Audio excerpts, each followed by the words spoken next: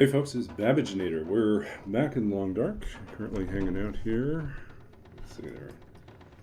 Currently hanging out, Keeper's Pass, getting ready to head out. A few things to take care of here.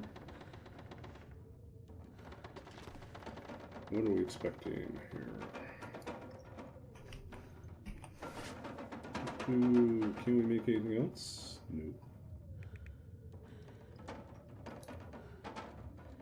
Can we fix anything else? Nope.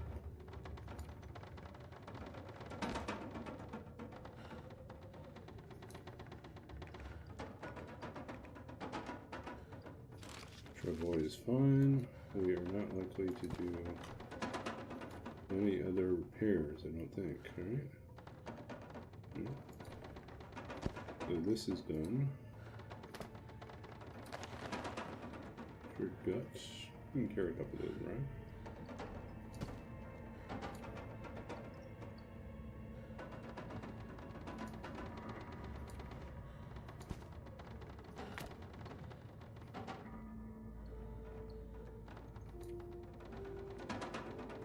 This pack is getting too heavy to carry.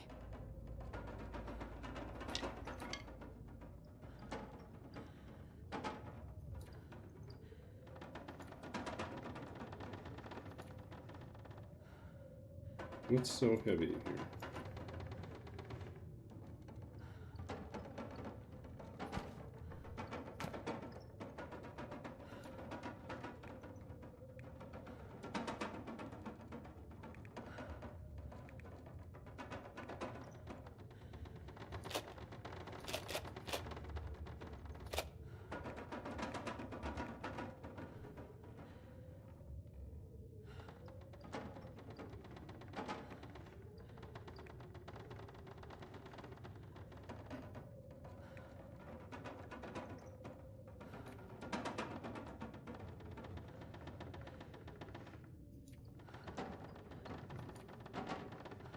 Meat.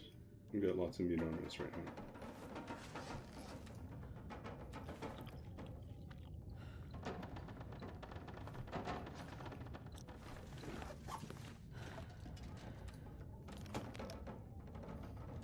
Okay, so we want to go to Blackrock. The weather's not cooperating.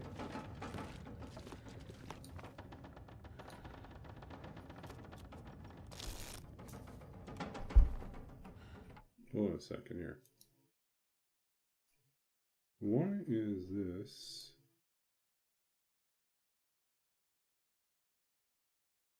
Hey, Roller. Hey, Season's Creed. Yeah, for some reason my Twitch stream manager froze and I wasn't getting updates. So, good to see you, Roller. And we will take that hydrate.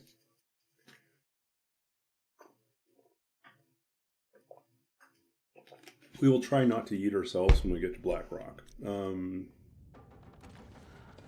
Hey, we're just lightening our load here before we head out. Yeah. I'm not going to be able to carry this load for much longer. Okay. Yeah, it kind of looks miserable.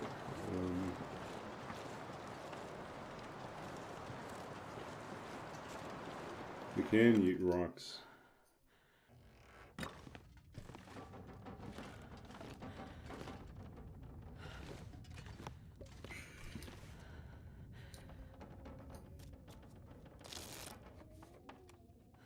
Okay. Sounds like it's over.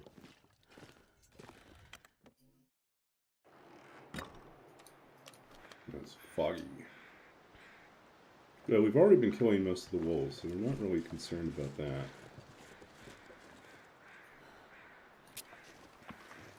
Yeah, how was your Thanksgiving? I guess if you're American, how was your Thanksgiving? If you're anyone else in the world, how was your weekend?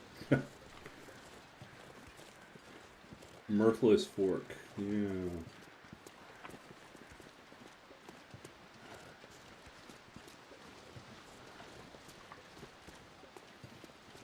I am on the tail end of my school year. I have half an essay to finish writing, a short story, just 8 pages to write, and edits on a group project to finish. And then I'm done. Then it's just work after that. And I spent Thursday, Friday, and part of the weekend running a big data conversion thing for a work-related project. Basically, faculty researcher needed it's this project where we have to extract text out of non-OCR PDFs. So there's like 500 documents around almost 300,000 pages. And so we had to use, I had to write something that interfaced with document intelligence, which is AI-assisted document transcriber from Microsoft Azure's Cloud AI stuff. So I had to adapt their code to make it work with our project, and then I had to write some data cleanup stuff as well, which I'd done earlier. And yeah, overall it was just tedious to watch it go through, just doing all the file conversion stuff. So. Graduation, not yet. I've got more classes next term, and then I have one more class to take over the summer.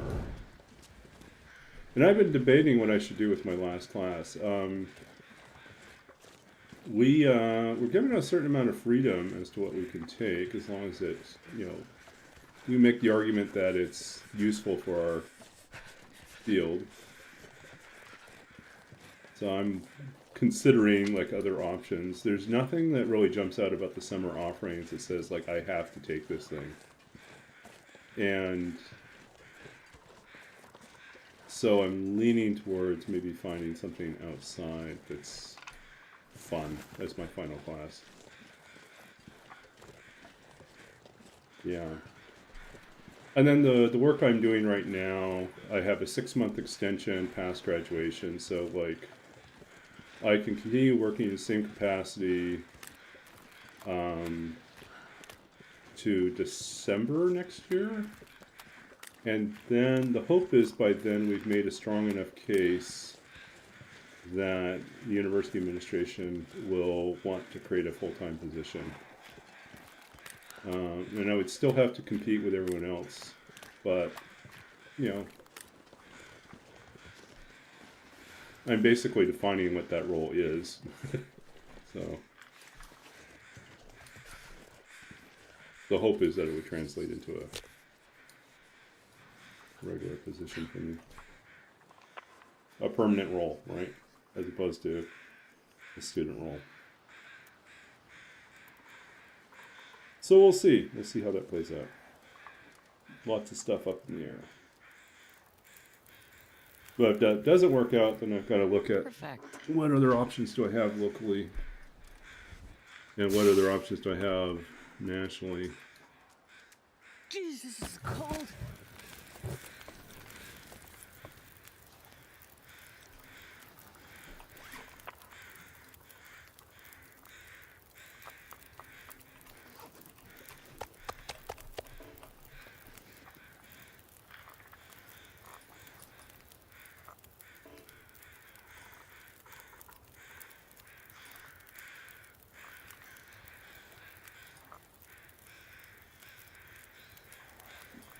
Okay, we're warm enough now.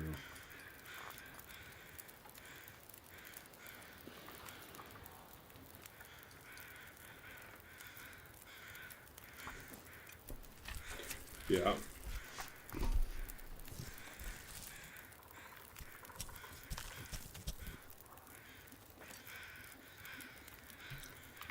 Honestly, the best co-op position is the position I have currently, so there's really no point in... Well, I mean, the value would be making connections with another institution, but... Hey, Lake Hugh! Great to see you. 29 months. We're almost at 30. Then what? Then what do we do?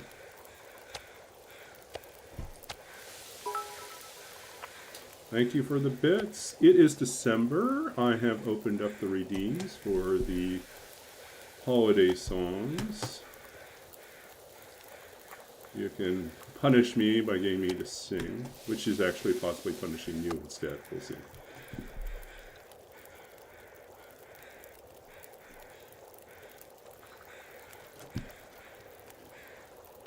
Depends. I was just at like a Christmas choral thing tonight, where it was partly soloists and then partly, you had the congregation join in and sing things.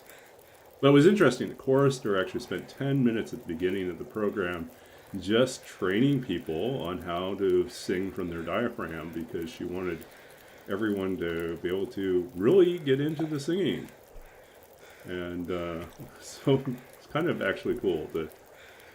I think a lot of people don't have any training whatsoever, and so it was kind of cool to see people learn how to project better.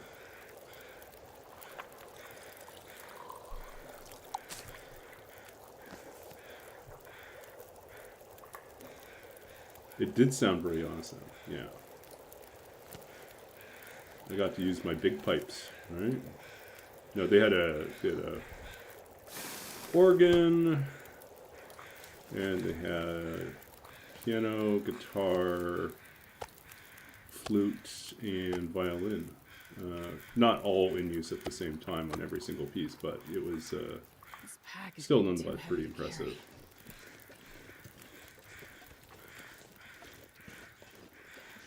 Yeah, it's just open. That's what she said. Just gotta open up, relax, and just open up and let it all come through, right?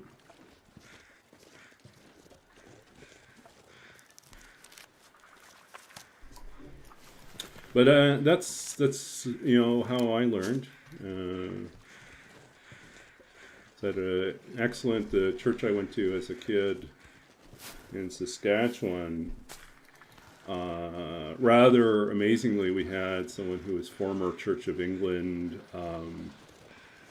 professional choir singer and director who had sung before the Queen, and just like really talented person. And she just whipped us into shape. Took all these people pulled from this congregation, mixture of kids and adults, most of whom had no formal music training, and she trained us. She said, if you are interested in learning, I will teach you. And so we learned how to read music, we learned how to use our voices and our diaphragm, we learned how to project. It was all very helpful. I don't think I've ever gone down this way before. It goes this way. I don't think we really want to go there, though. We want to go to Blackrock. Have no neighbors, yeah. Off we go. We're going to Blackrock now. We're not going to I'm not going to be able to carry this load for much longer. But I find it's interesting. I am still someone that, like, in certain settings feels very comfortable singing, and other settings get kind of like shy and have difficulty like getting comfortable singing. Like if I'm in a church setting, then I just belt. I can sing. But put me in a karaoke setting, I get all shy. Just not good on the karaoke side. I get really self-conscious, and I think it's because with religious music. Religious music is often, especially traditional hymns, are often written with all the parts written out. So like you have the soprano, alto, tenor, bass parts written into the music. So like if you're someone like me whose voice falls in the baritone to bass range and like could potentially get into like an even lower bass if I needed to, a lot of music that you hear, like popular music, is written actually more for tenor voices. And so trying to figure out how to sing something as a bass is hard because you just don't know, like, how much you should, I don't know. It's like without formal training and practice, you're guessing how much you should drop, and whether or not it will even sound good. So I'm a baritone. Yeah, baritone. Rawr. Yeah. So just figuring out, like, what can I do with my voice?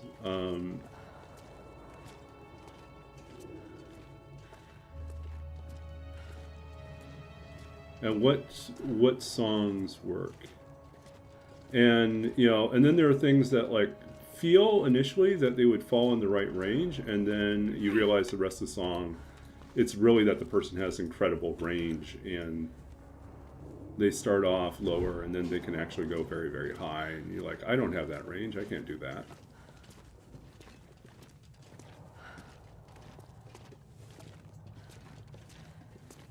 Yeah.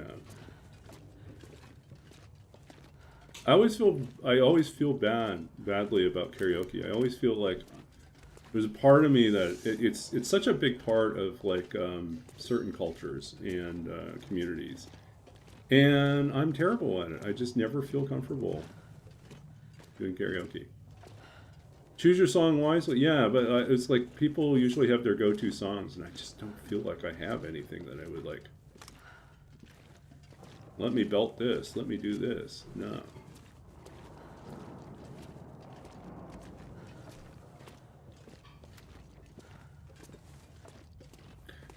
You know what music ends up being in the right range for me, but it's not what I would choose. It'd be country music. It's like, well, yeah. Actually, there's more, like, bass sounds, bass level work in country music, and it's just like, I just don't sing country music, but I could probably fake it pretty well.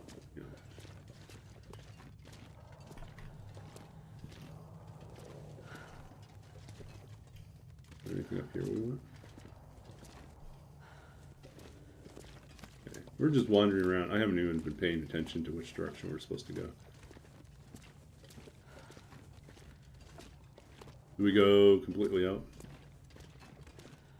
Do we find our way out? Is this Blackrock? I can barely walk with this much gear. Yay, we made it Blackrock. Keeper's Pass North, actually, is where we're at. We just left Keeper's Pass South, and yeah. I guess the other way I've been learning and training my voice is poetry readings, open mic stuff. Sing that song, and I say you feel comfortable singing. Unfortunately, it's the amount of alcohol. Yeah, and that's the other thing. Since I don't drink, there's no liquid courage component, right? It's like, no, I'm doing this cold. I got to do this cold. Hey, congrats, League Q. I know you were, like, a while ago, you were telling me you were starting up on that process of breaking that habit and liberating yourself from smoke. So, yeah. Good job. Good job. Yeah, I think we should be cheering you bits, not the other way around. But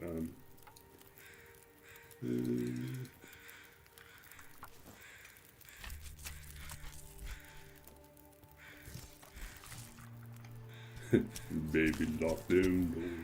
Turn the lights down low, right? Yeah. I don't know the song well enough to do it, but yeah.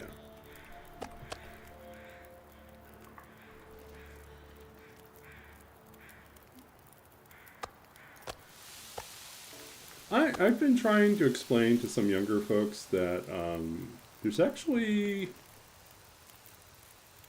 I know a lot of people feel like they kind of rationalize, sort of their engagement with alcohol as sort of, it's part of it's social lubricant. It's what enables them to get past the initial anxiety about talking to new people. And I think, like, okay, but then ultimately it's a crutch, right? It's like, then how do you know you really know someone? Versus, how much of that personality that you're perceiving or you're encountering is really just the interplay of, whatever's aiding them in their conversation. And then it also, I feel like, creates an unhealthy dependency on things to make you be able to, like, you feel like your relationships with others are dependent on having this thing available to you. And I don't think that's in the long run a healthy thing. So,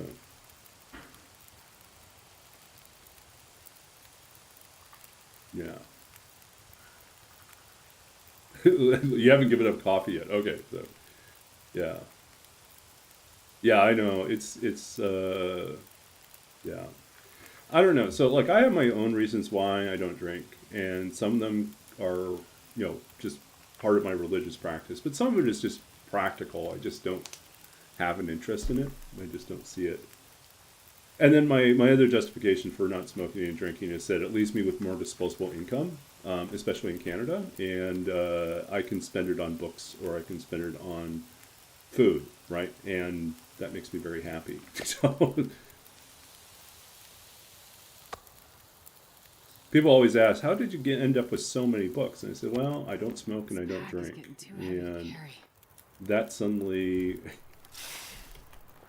and I'm often single, right? So like, and those three things mean that I end up with a lot more disposable income. So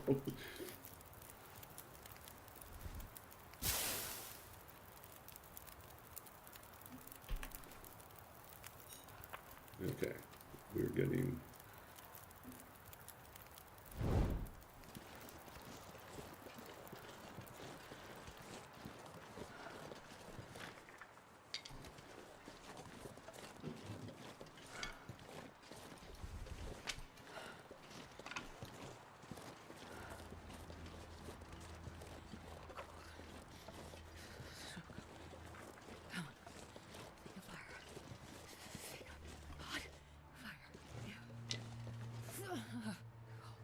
Thorgrim, that's a really cool idea. Yeah, Astrid drinks a lot of coffee, and it is life out here. It's the fuel that gets you through, right? Got to power up those ropes somehow, and yeah.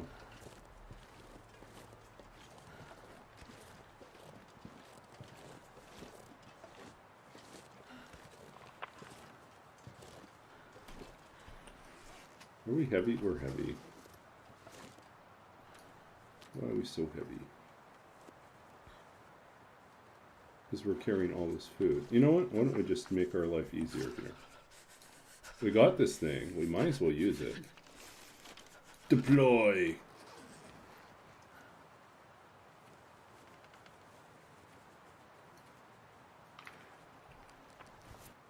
Okay.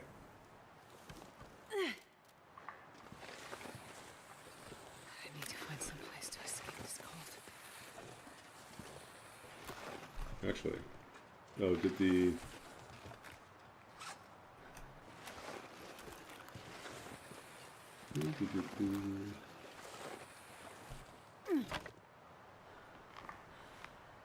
Is any of the tea still warm? I forgot to check on that.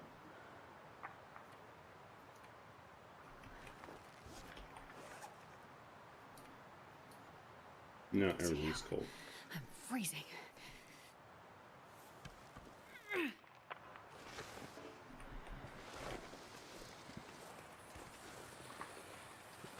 Yeah, I think family also is an impact, right? It's like, what you see in the family, what you see in neighbors, and you decide, that's not what you necessarily want to see in your own family. So.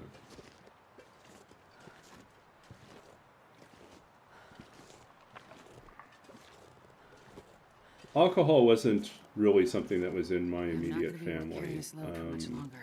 My parents didn't drink either, but my father had a temper for a while. And then one day, he, well, not one day, like, he started to, there was a period of time where suddenly he said it was harder and harder to get up in the morning. He was struggling to get out of bed. He was always sleepy and tired. And then inexplicably his hands started to change color. They got darker as if he had been tanning, right? And so he goes to see the family doctor, and the family doctor looks at him and says, we're going to need to run a few more tests, but I think I know what this is. I was just reading an article about this. And my family doctor looked over my father and said, it's Addison's disease. You have Addison's disease. And that's when your adrenaline gland shuts down. And so your body no longer produces adrenaline. And so or as my father would often say, your get up and go got up and went. And so that meant that he had to take a small dosage of steroids every morning in order to keep going, physically keep going. But when he was in to see the doctor said, based on all these tests, you should have been in a coma at least a week ago. He was just stubborn, just pushed himself forward for an extra week before he finally was properly diagnosed. And so physically, after that, it became physically impossible for him to lose his temper.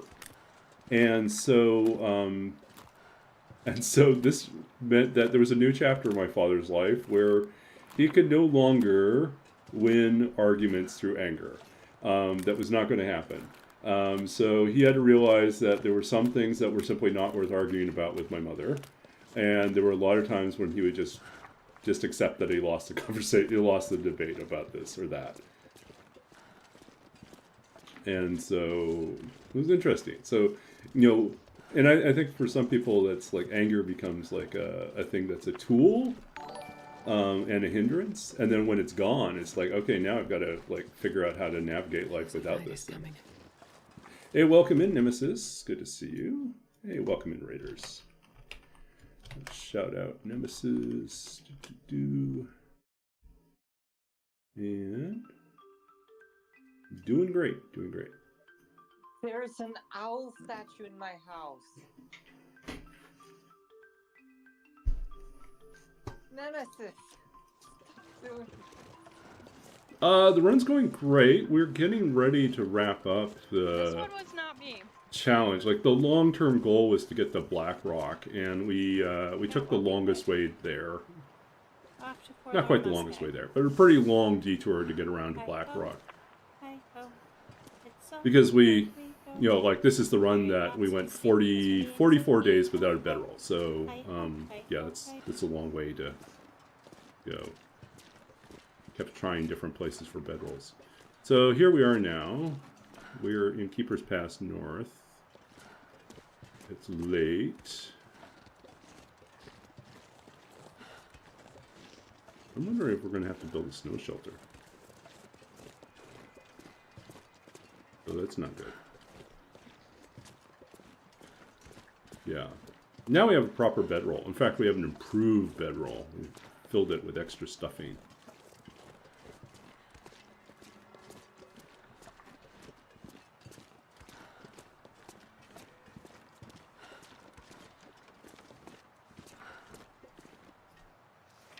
Minus 10 here. I'm wondering if we are warmer in this cave. This not quite cave.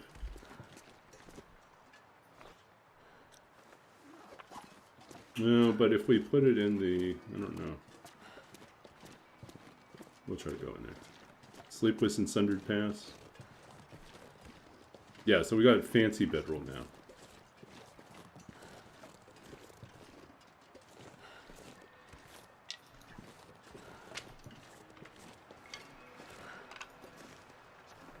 It's 22 out here.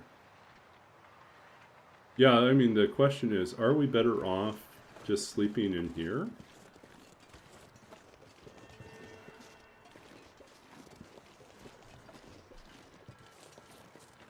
Attacked in Ash Canyon, trampled in Timberwolf Mountain.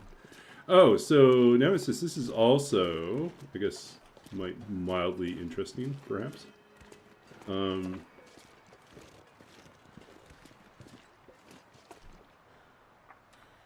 we build a snow shelter inside? Is there enough snow?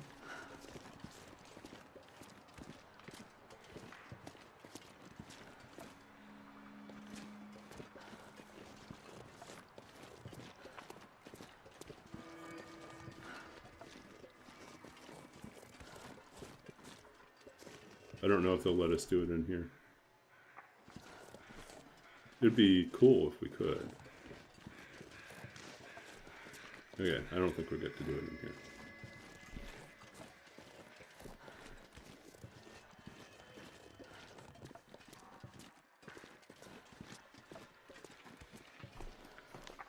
-12. But it is warmer in here than it is out there, so I'm wondering if we just want to... How much firewood do we have? 21... 2 pieces of coal. That's not really enough, is it?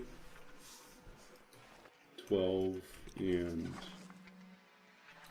If we were to put our bedroll down, what do we got here?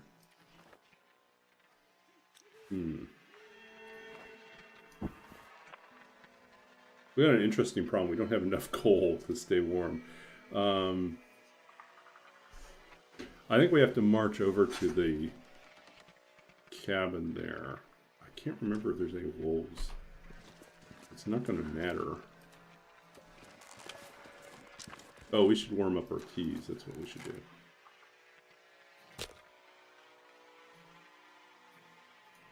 That's it. Yeah, so anyways, it is December. We have opened up some redeems that are only for the Christmas season, the holiday season. Mold at Mystery Lake.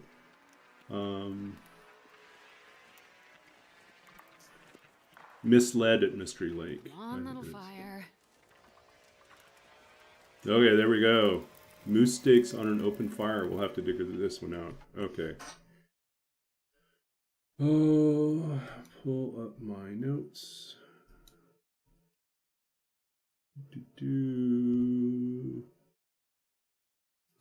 Where is my Twitch streaming folder with my songs?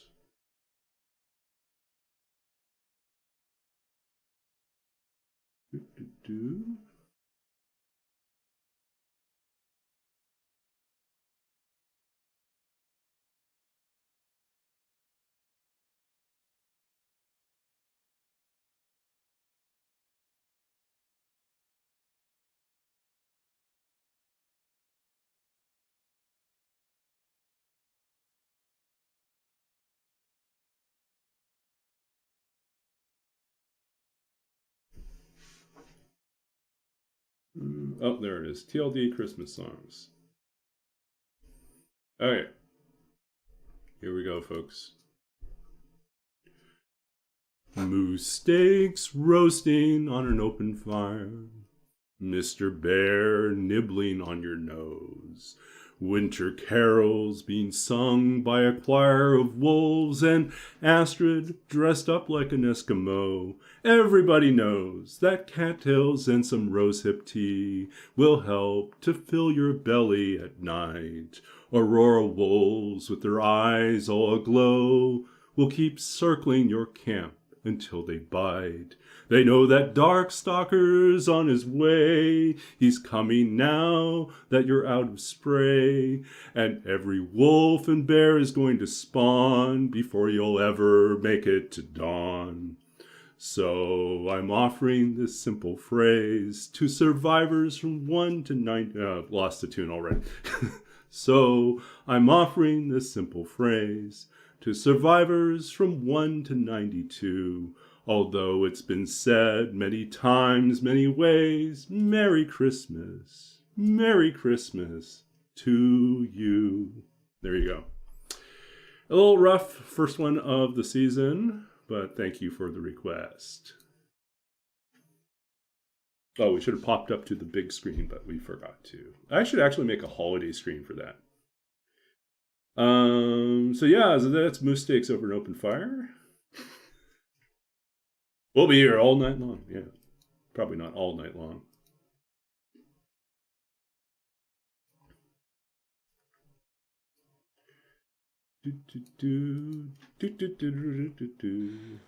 Okay. So we started a fire. We're going to warm up some teas, and then we're going to try to power through to the...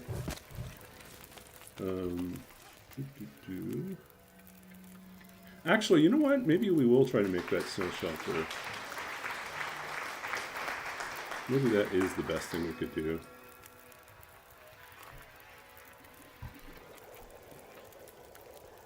Tough crowd, yeah.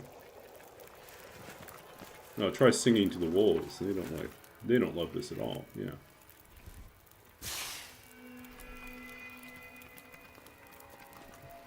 Okay, Damn it. a little bit warmer.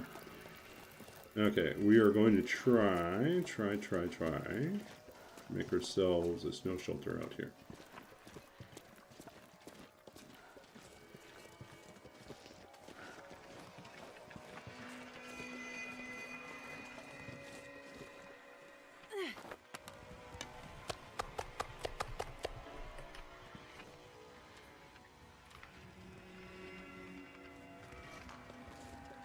Come on, gotta be able to put the snow shelter somewhere.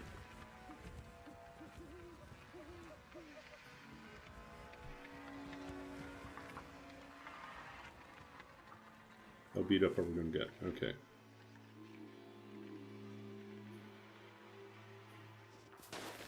Are we warm? Okay, we're warm. It's so cold. I just want to lay down for a bit.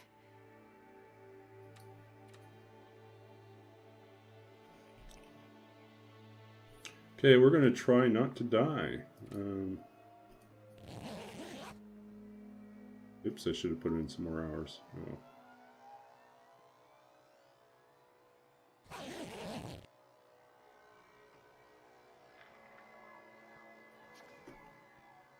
Two. YOLO. 5 hours of sleep. Hey, Nunia. Whoa, big party. Look at that. Welcome in, Nunia and Raiders. And Lady Q is already on the shout out. Good job. Thanks again. Damn, acorn pancakes are the tits. 938? No freaking way.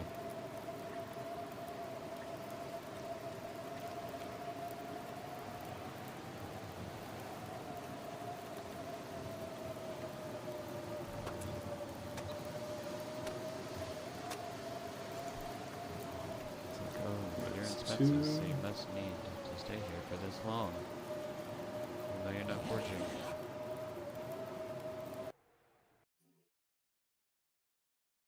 What in the world is going on there? Yeah. A little spicy there, right? Okay.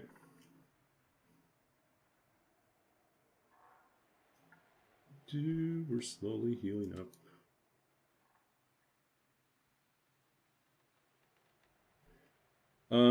Yeah, so here we are. We are, those of you brand new to this channel, let's throw in a, let's see, who I am. I am Babbaginator.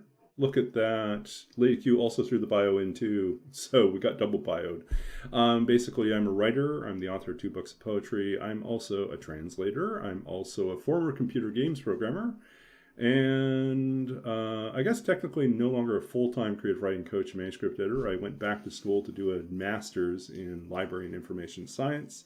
So I'm trained to become what's known as a digital scholarship librarian, or an academic librarian that specializes in using digital research tools and helping others do faculty and graduate students do research using tools related to Python and other things like that. I'm also a DM. I also run D&D games.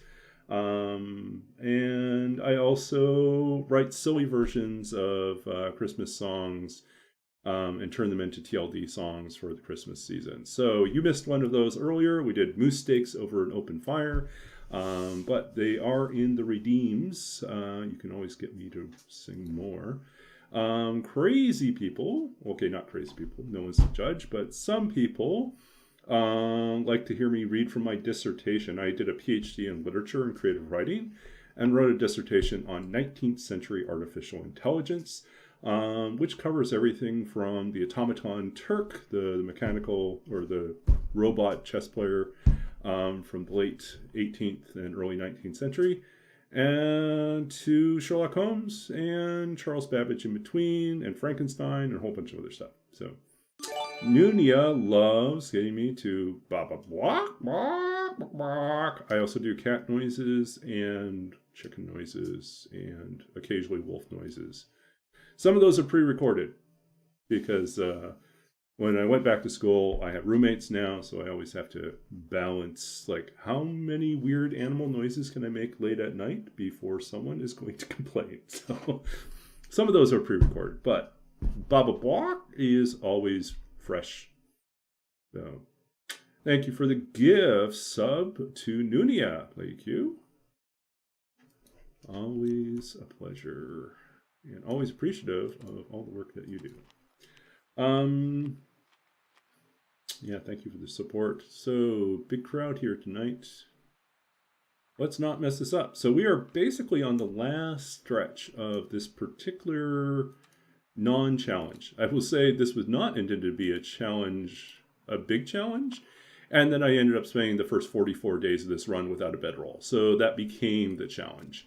But the original challenge was this was just supposed to be a fun, sort of very light-hearted interloper run where I just went to a randomly assigned end destination. And then if it was too easy, I'd spin the wheel again and get a new destination and keep going. But instead what happened is, like, we spawned in Desolation Point and we found no bedroll in Desolation Point, no bedroll in Crumbling Highway, no bedroll in Coastal Highway, no bedroll in Mystery Lake or Ravine, no bedroll in Forlorn Muskeg. It wasn't until we got to the hunting lodge in Broken Railroad that we finally found a bedroll. That's how messed up. We went to Milton, no bedroll. Yeah, it was just crazy.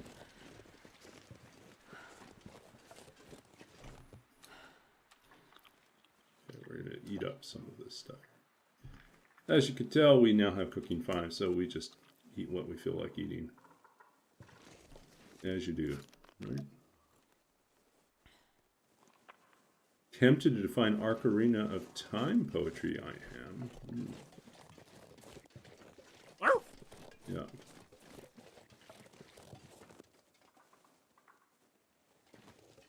Did the wolf bark play? I hope it did. Let me know if some, because I don't always hear the sound redeems, so.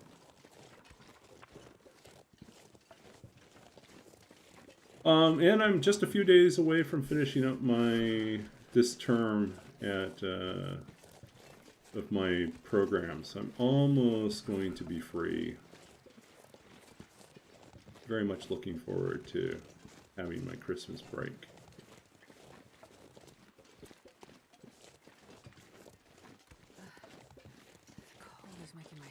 Yeah, the TLD wolf bark, hey, the word is, the TLD wolf bark is made by Babbaginator. You cannot scare Babbaginator with the wolf bark that he made. But you get a custom-made sound. Baba's own wolf bark.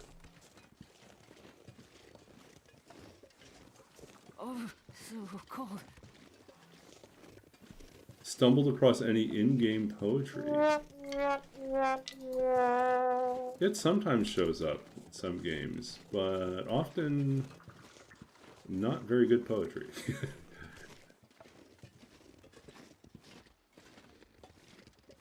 Often poetry in RPGs is functional. It serves a need to communicate some sort of riddle or idea, but isn't necessarily a hallmark of excellent writing.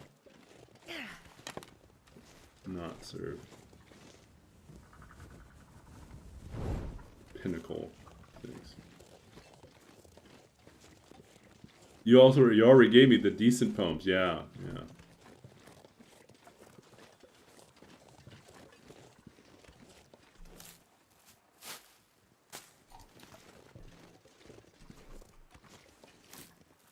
I find it's cool that there's that saw embedded in the tree. But it does make you kind of wish that you could do something with it.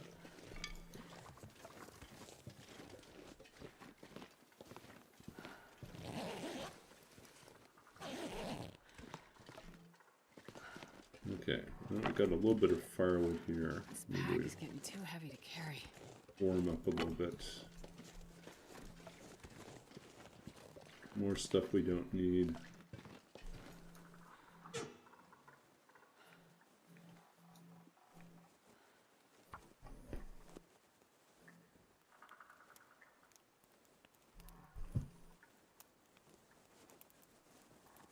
No, me likes the club.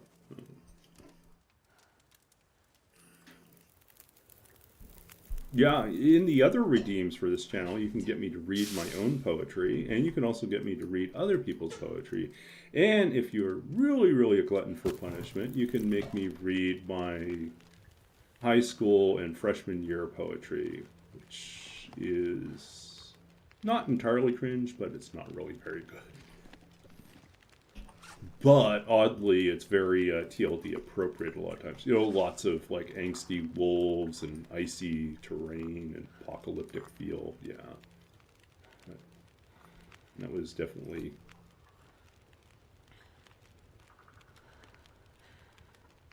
Yeah, you were thinking last stream you were watching me read the high school stuff. Yeah, so you know, it is what it is.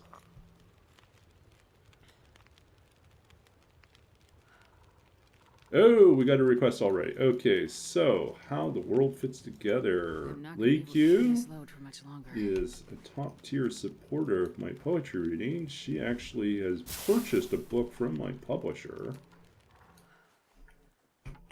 That's going all the way. Let's see here. Let us see what we can read. So this comes from. Oh. Why are we so out of focus now? There we go. Okay, so this comes from my first book of poetry, Lost Country of Sight, published by Nhinga Press in 2008, winner of the 2007 Philip Levine Prize. And we are going to read... Oh yeah, both books. Yay. Okay, so let's see here. 56.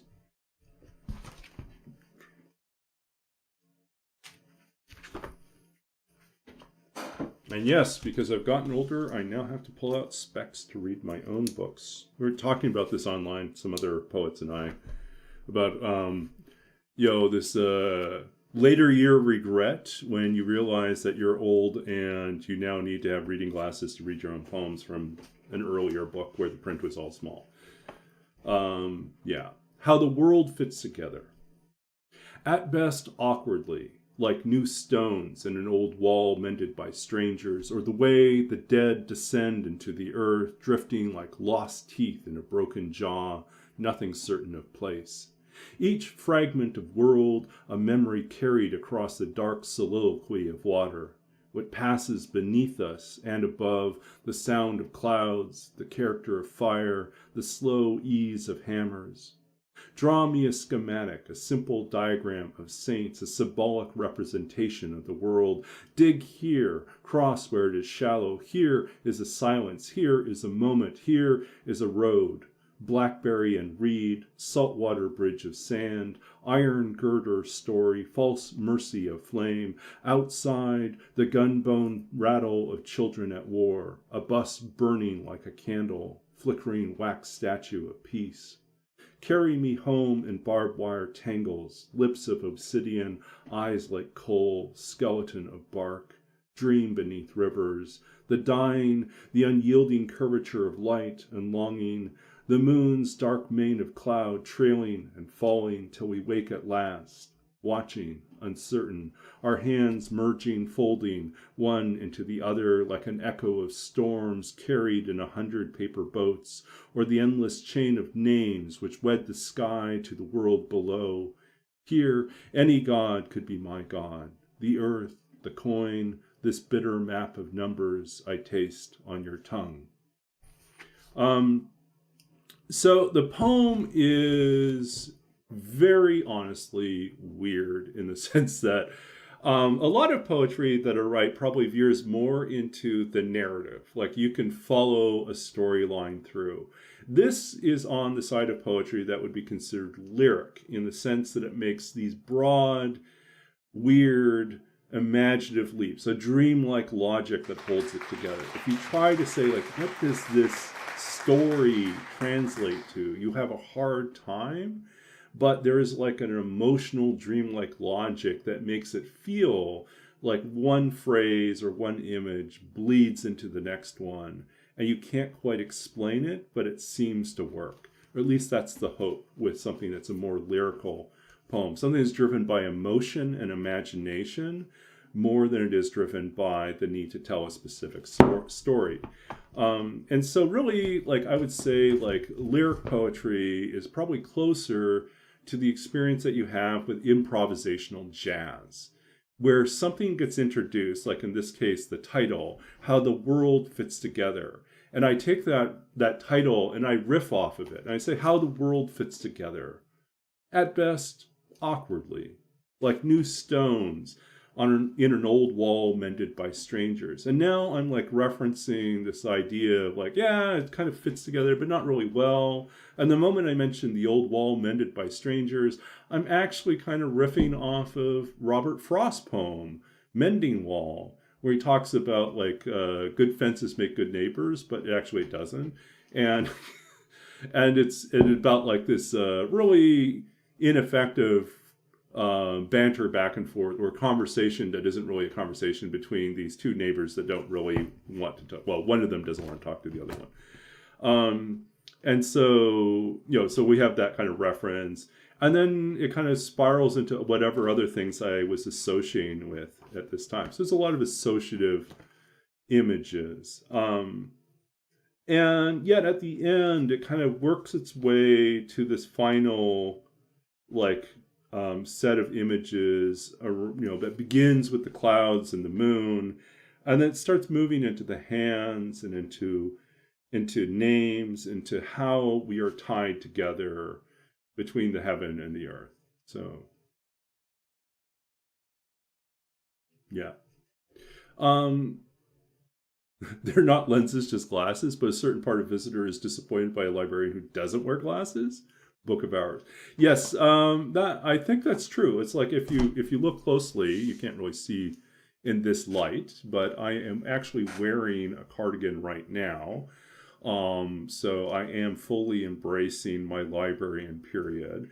And I probably should wear my glasses down a little bit on my nose, right? So my reading glasses down here, and then I can move back and forth like that. But I'm not going to do that. So,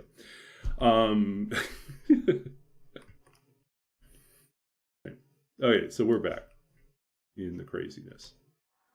Yeah, so here we are in this crappy shelter. This is, if this were in Vancouver, BC right now, this would be renting for, probably at least $1,500, I think.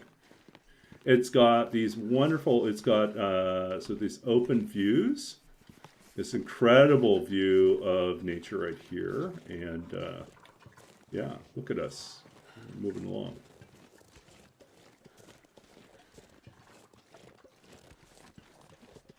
Good lighting helps. Yeah, I got the lights kind of dimmed here. Let's see. We'll bring up.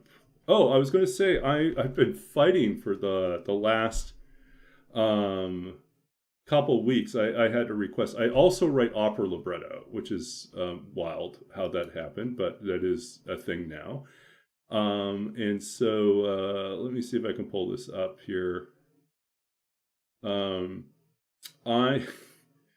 I have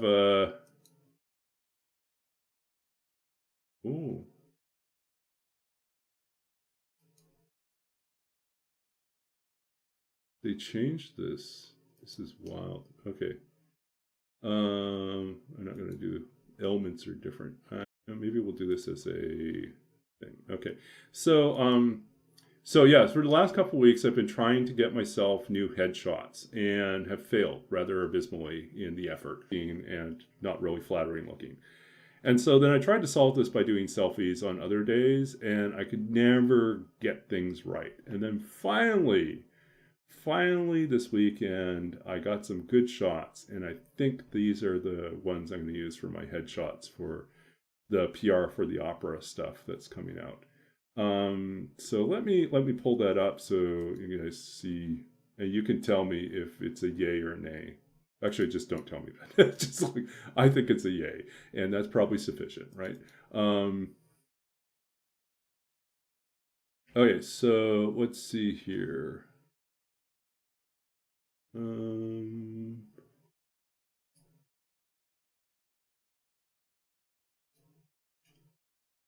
Okay, so we'll pull this up here. Yeah, it's not one of those crazy ones. Sorry. Disappointing people already. Does this take us to the right one? Okay. So this is one. And then let's see if I can, and this is the other one.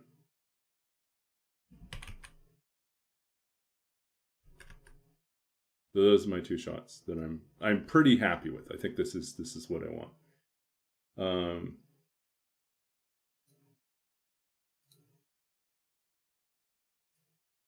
So I had this conversation with someone recently about like, do author headshots need you to smile? And the conclusion we had was, I think it's sufficient if you look thoughtful.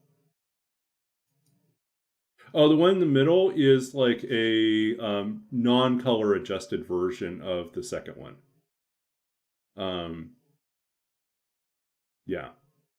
Anyways, I'm just happy that I have a couple shots that, and you know, the part of the trick for doing this were two things. One, I got fed up with the fact that I got long arms, but they're not quite long enough to get the right kind of angle to take a photo of myself. So I finally did the thing that I was like, I'm never going to buy one of these things, but I bought a selfie stick. So I bought a selfie stick.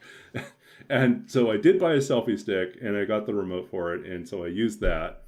But the other thing I did was I was like trying to figure out where to take the shots, and I realized, you know, it was about 3 p.m. and I was like, you know, afternoon light is perfect, but I love this color. Anyways, what I did was I stood in my doorway for my apartment. And I opened the doorway, like going out, and I was facing outside, or actually I stood in the doorway on an angle. So I had the outside afternoon light coming through the clouds, so a very diffuse light coming in, very flattering light coming in.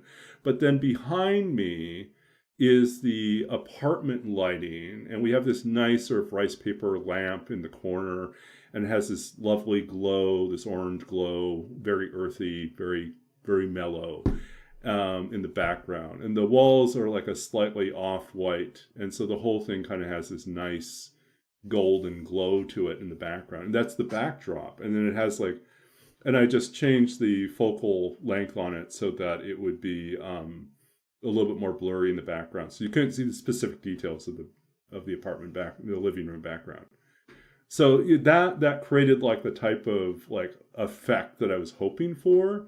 And then the colors turned out to be like great. I just was very happy with the end result. And I felt like in terms of my expression, it wasn't my worst expression. It's like, I'm certain I can get better headshots with a professional in like 2 or 3 hours of actual like focused practice time, you know, basically getting people to take pictures of me by convincing me that I'm not having photos taken of me. Because the moment I'm aware, it's definitely very, I'd say like there's this quantum element to me, which is like the moment I'm measured, it interferes with my ability to smile. So as soon as I'm observed, all of a sudden it breaks down. I can't actually, you know, smile. So, yeah, I have to be caught off guard completely, and then it works. Okay, gonna march forward.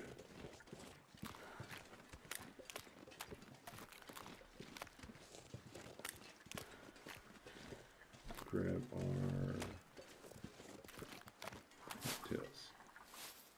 But yeah, I think, so Lake Q, you like them? I think they're decent. I think they're good enough. They're not going to embarrass me, is what I feel.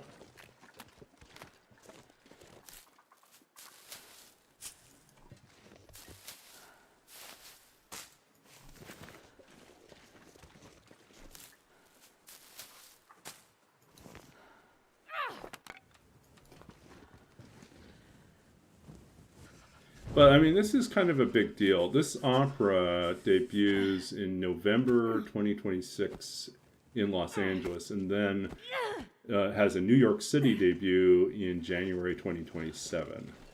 So it's a big deal, and, you know, they are starting the catalogs for promoting this opera for future, like, you know, basically to help other opera companies see this thing and decide whether or not they want to put it on themselves, you know, even before the performance.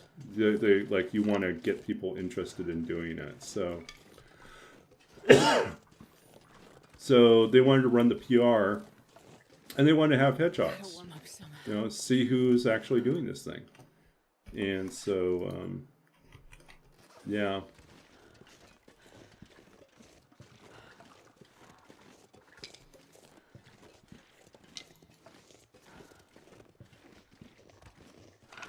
So I couldn't get away with, like, I didn't want to turn in a really old headshot.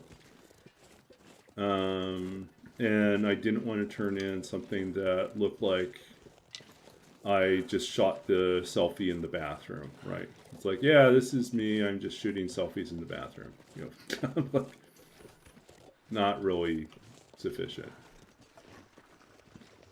But I also didn't want to spend $350 to get them done. And like, at the end of the day, I'm a graduate student. I've like got to save my money for other stuff.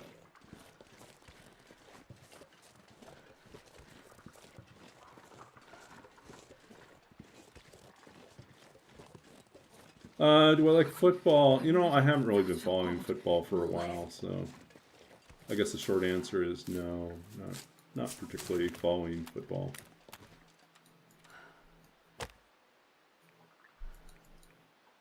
Oh, this is going to be sucky, isn't it? We're going to take more damage. Maybe we'll warm up the birch bark tea and the coffee.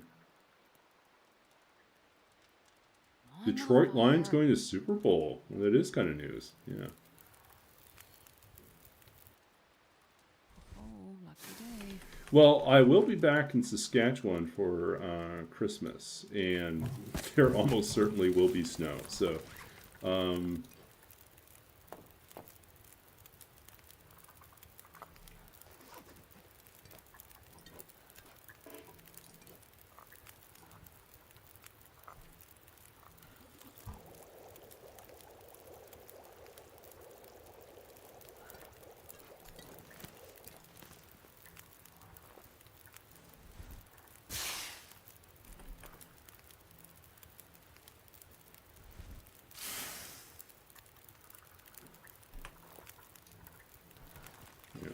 it's not good. Come on, give me a better one. That's even worse. Come on, folks. We had this down to a science. There we go.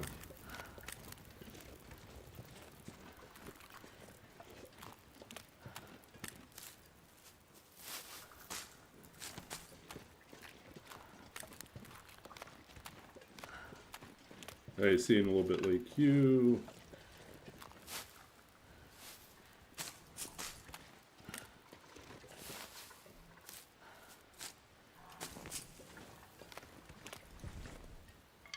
So yeah, so we read poetry, we read from dissertations, we read bad poetry, we Did I say talk I hate about being the cold? cultural Is it history of really artificial intelligence. People ask me questions about D&D and other role-playing game related, things. Sometimes I'll tell stories about campaigns that I'm currently running or games where I was a player, things like that.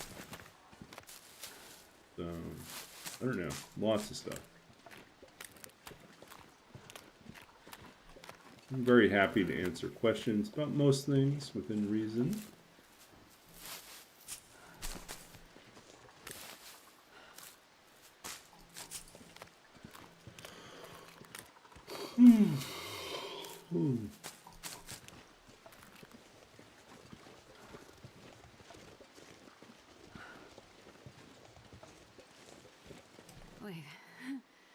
It's so cold, I'm warming up a bit.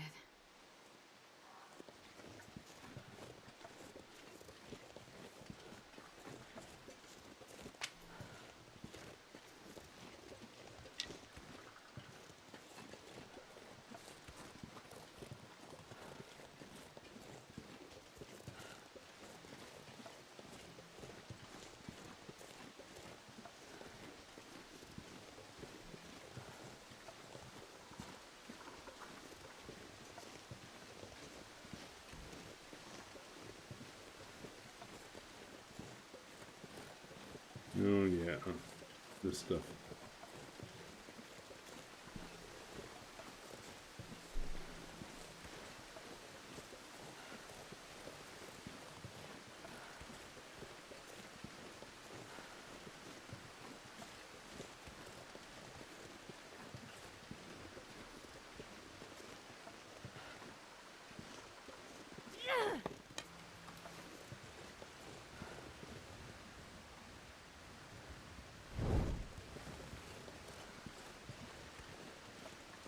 We'd be better off if we had more coal, but as it is, we only have 2 pieces of coal, and we're trying to save them.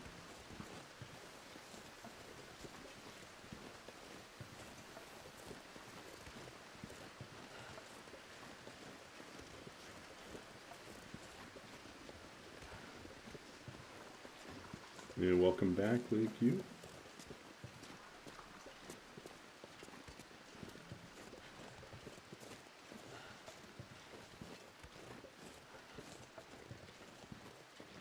Yeah, if you get a picture of me in the snow, what you get a picture of is me bundled up in a parka so that no one can see me, because it's really cold. If I have to shovel snow in minus 40-degree weather, I will not be visible.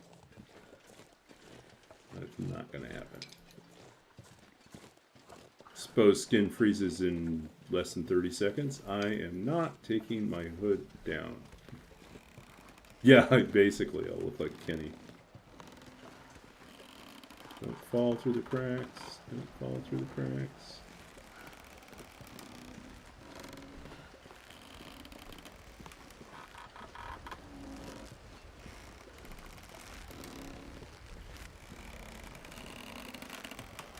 So one of my last projects I have to turn in for one of my classes is I have to write a piece of design fiction, which is basically a short story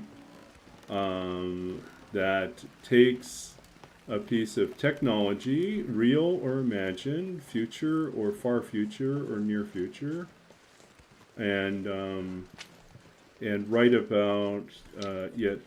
And so basically create a short story where technology is a factor that impacts children or youth or families. So yeah, so like I've got this idea I'm working on for that. Now, we only have about 2,000 words to work in, which is nothing for a short story. It's like 8 pages. Yeah, that's my project for this week, is to write that. Probably sit down on, maybe on a tomorrow night, tomorrow afternoon, try to crank that out. Yeah, I don't know. If the snow is light, it's not too bad, but if it's like wet, or if it's been frozen over and crusty, then no, I don't love it at all. And if the weather is like minus 40 out there, or minus 50, I'm like definitely a no, would prefer not to.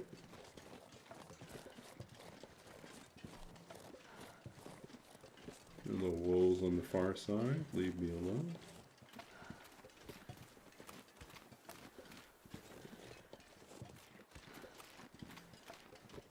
Yeah, back home in Saskatchewan, the law is that you have 24 hours after snowfall to clear the sidewalks.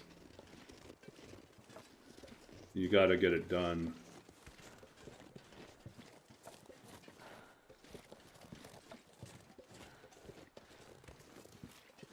Or you get a fine. So my mother's ready to move out of there. It's like, this is too much work. She's in her 80s. She doesn't want to be shoveling snow all the time.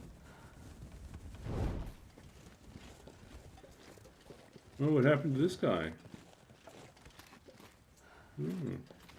Unfortunate. We're not going to stay and harvest you.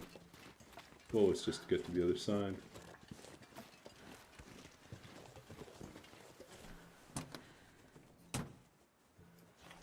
-8. We could almost sleep in here. Never know. Could end up being Well, useful. other than the fact that the this is the one that doesn't make sense to me, is that you can get the wind is coming through this vehicle somehow. I don't understand that at all.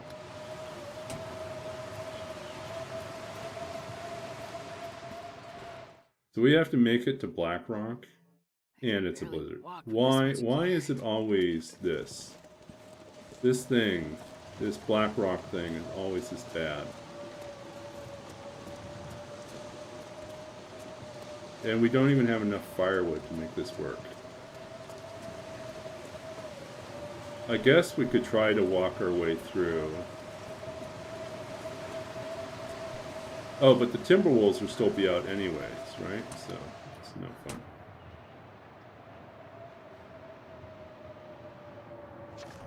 -16.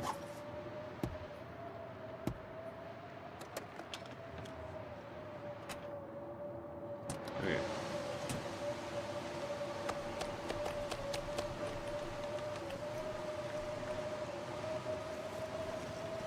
Is there a trailer close by? No.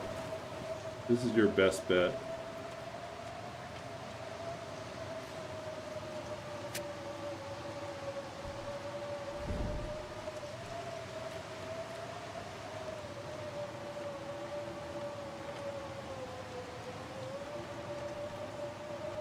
There is one exact spot where you can drop the fire in the bed of the truck. Such a pain.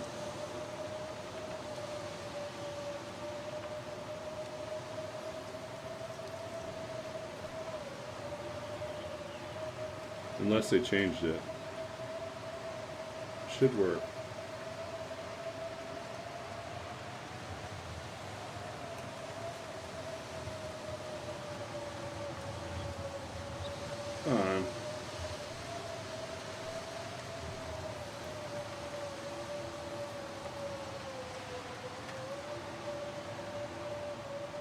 Why are you not cooperating?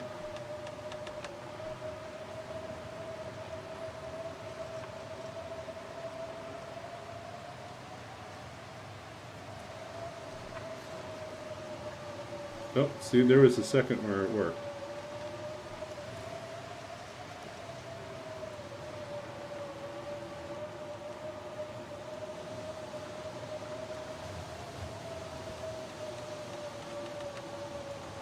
The goal is to drop in the bed of the truck because it's, at this point it's like 95% protected from the wind.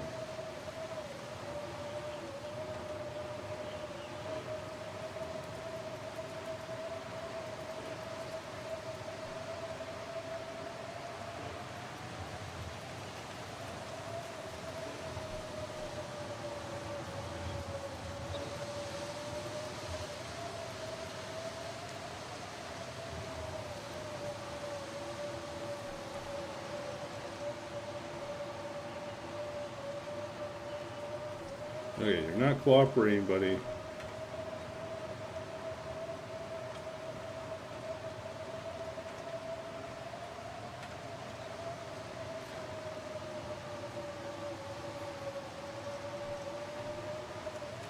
This is where we have to put a...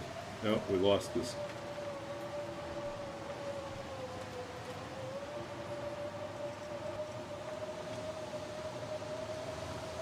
We're gonna die because we can't get this far going.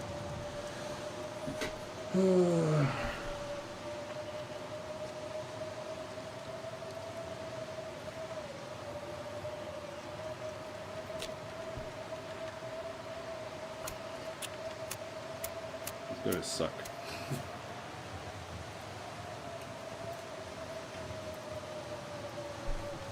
Are we gonna block ourselves in? Yeah, we don't really want to do that.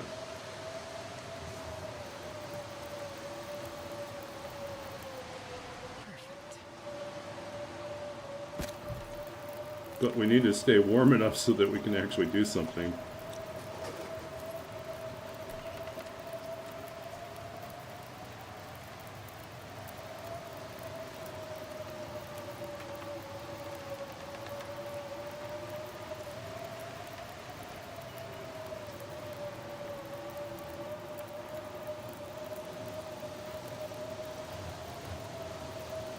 Come on, where is the box? Where is the box?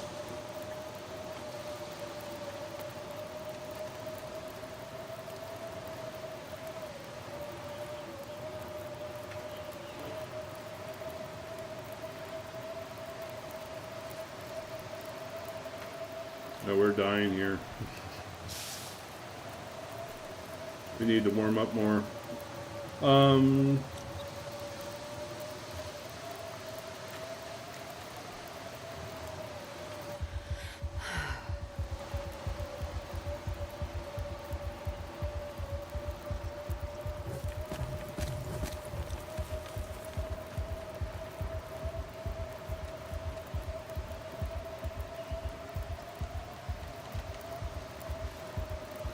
I usually do not have this level of difficulty dropping the fire in here. I don't know why we're having such a hard time this time.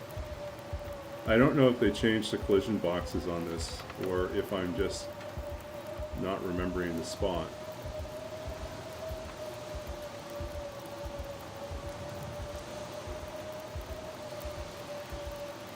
We saw it once, right? We know we saw it go green for 1 second, so we know it's in here somewhere.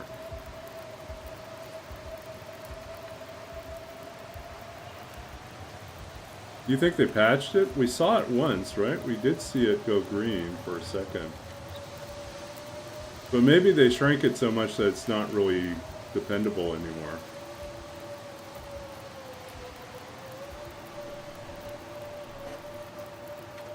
So if I wave around here. I am too tired to think straight. Yeah.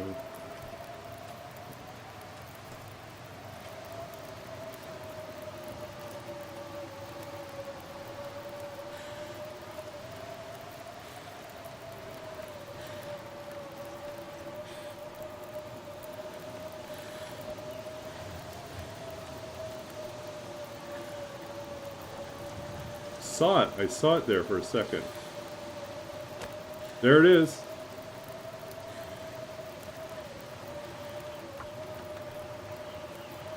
There it is. Finally.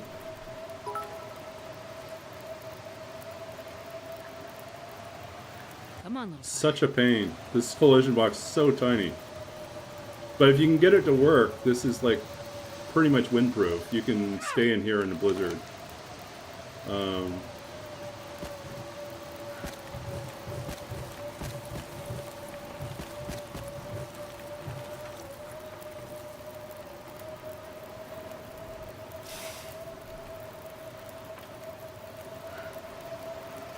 Well, my goal is to get inside of the cab of the truck and sleep in there. Because there's not enough room for me to put a bedroll down in here. So I'm going to pull all the torches I can and then convert the ones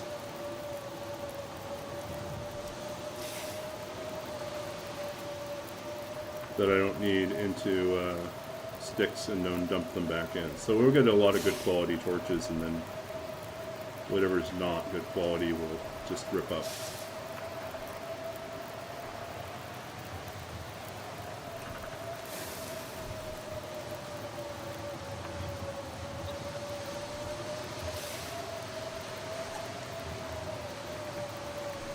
Okay, so basically let's start at this point here.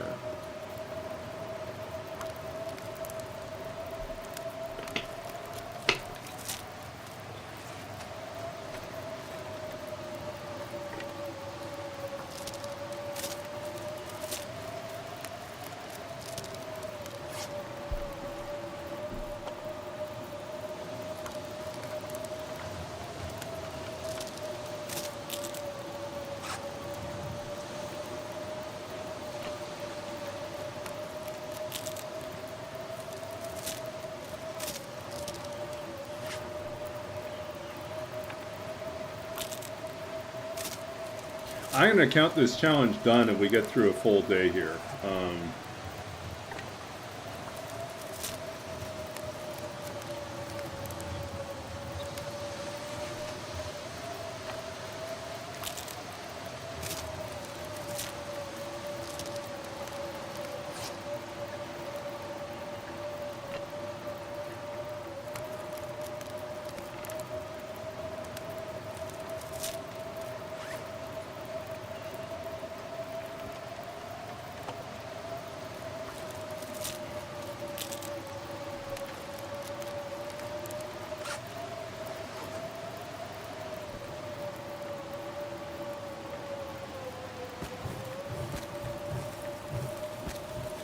5 hours.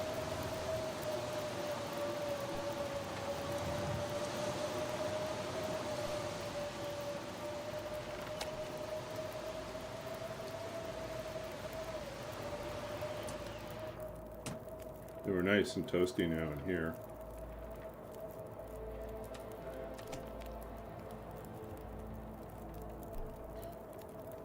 Let's sleep for 3 hours. I'm not thirsty. Okay, let's sleep for 3 hours. 4 hours? Let's sleep for 4 hours. And hope our fire doesn't go out.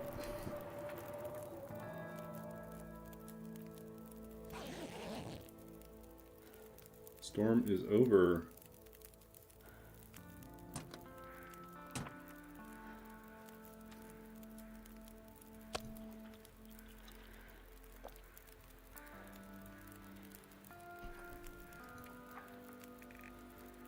Days in Blackrock, still 0.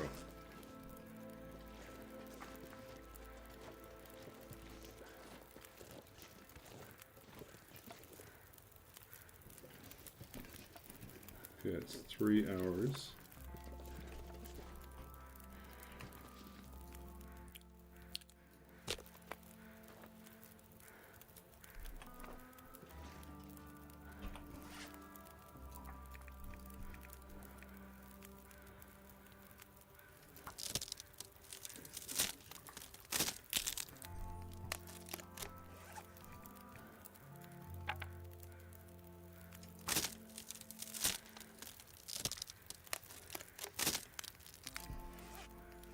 Let's put some water down here.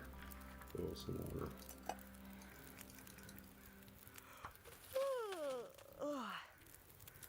Get some fresh water going. Yep, and we're gonna get going here.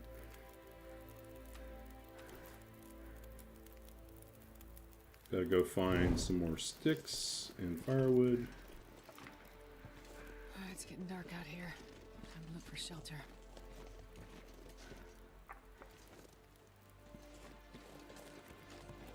Don't want to go that way. We want to go this way. Should be more firewood around here.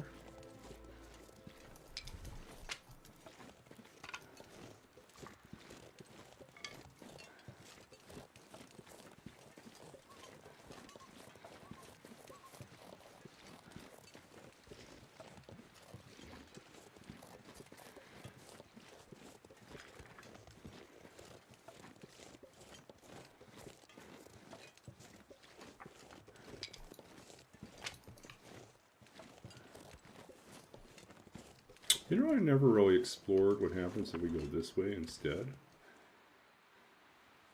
Is it possible to go all the way down? No. It seems like a question for a different run.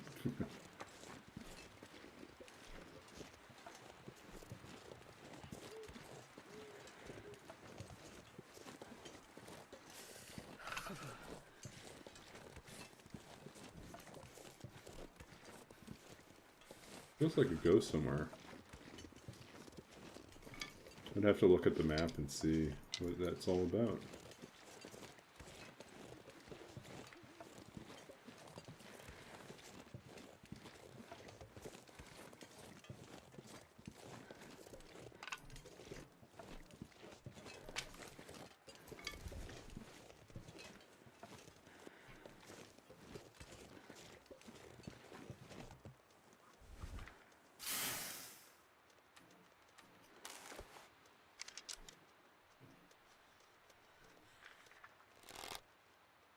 Yep, anyway, got too close.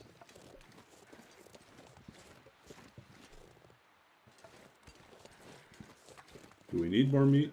Not really. Do we want to shoot bunnies? Yes.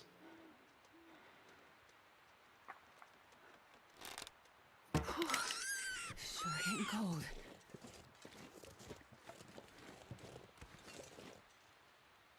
That was weird.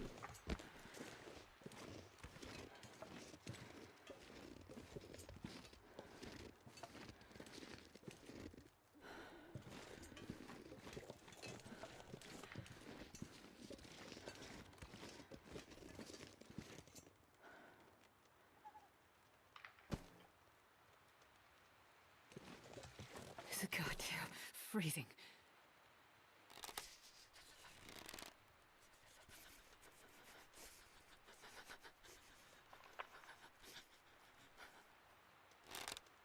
Not too close to the rocks.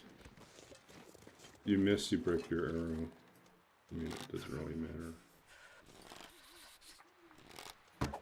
But just short.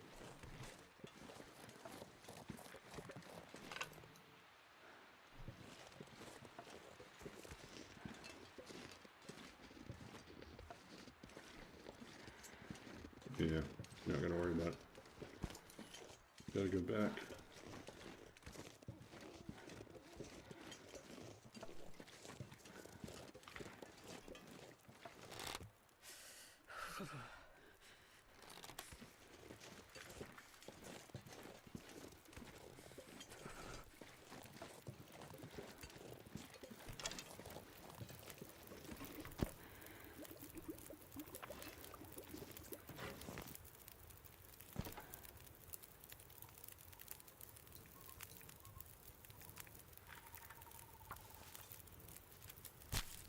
Okay.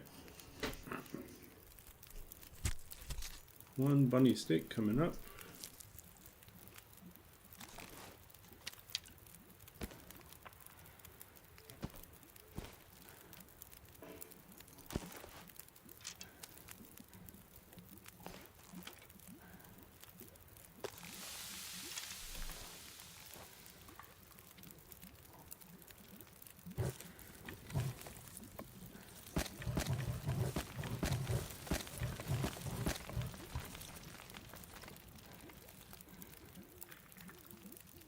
Two years, 27 days, 10 hours.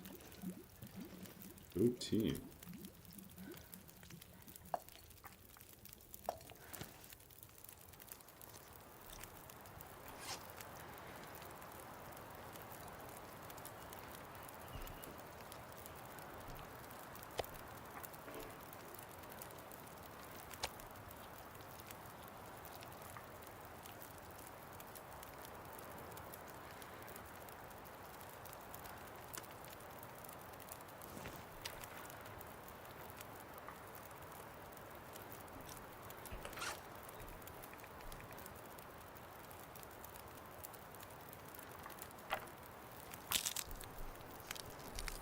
Almost 3 years, yeah.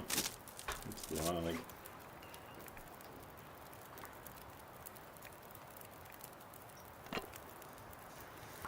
So I think I've been streaming for about 3 years. Yeah, so I think you were one of my first followers.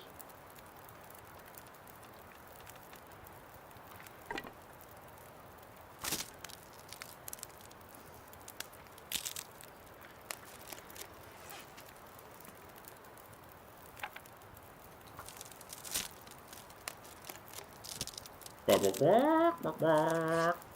Here we go. No bubble walk. Oops.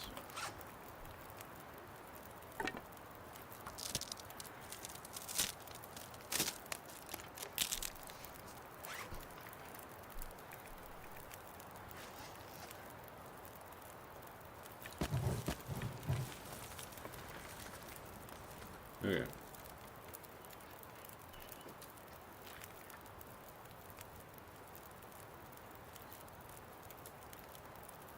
Five hours. Do we get 5 hours of sleep in here?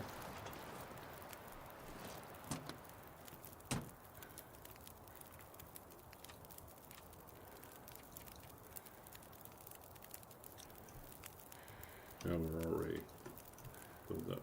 Okay.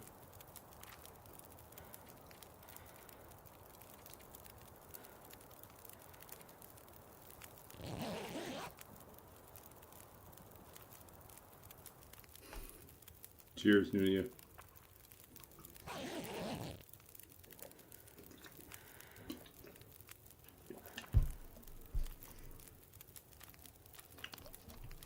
So we want the herbal tea here.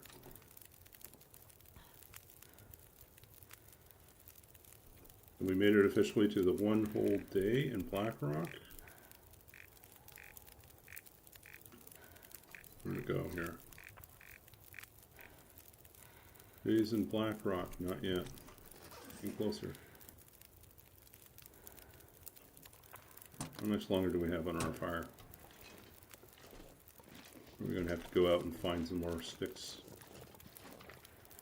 3 hours.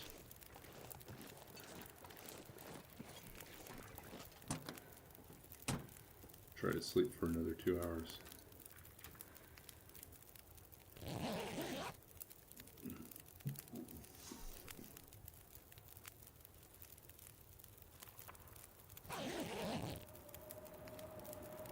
Uh-oh. Blizzard.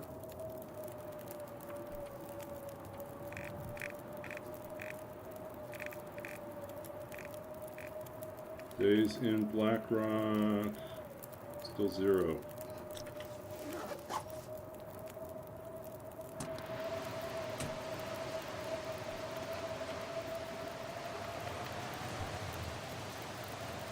Two hours.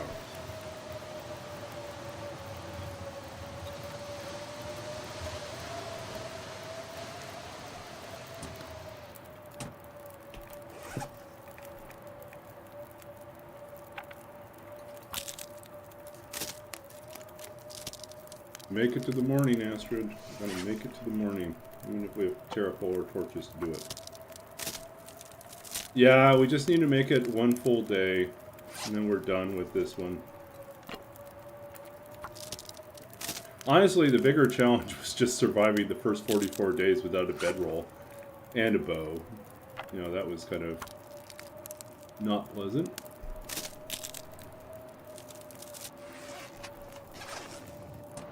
It was the unintended challenge. It was more challenging than the actual challenge.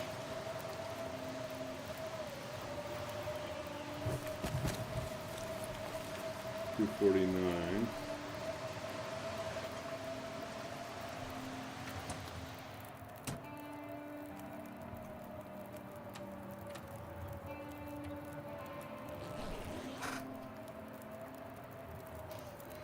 So yeah, after this stream, we have to figure out what we're doing next. What our next challenge is.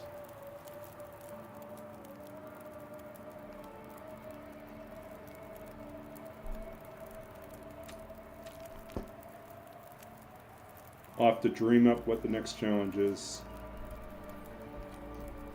I've been holding out on doing the next roll with it, waiting for them to open up a new area. Blackrock. Come on. We're right here.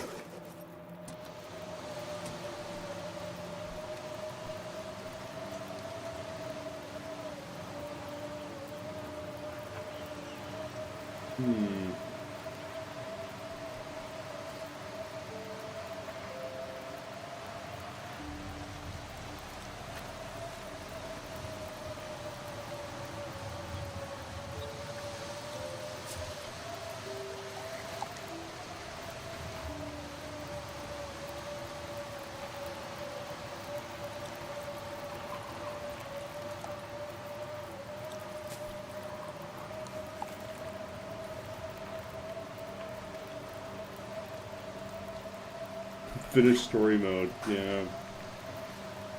I do have just the last... You know, I am behind. I do have 1 chapter left to finish.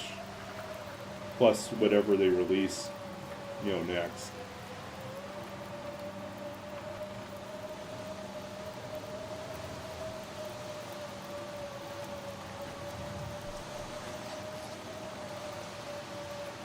See if we can find some more sticks.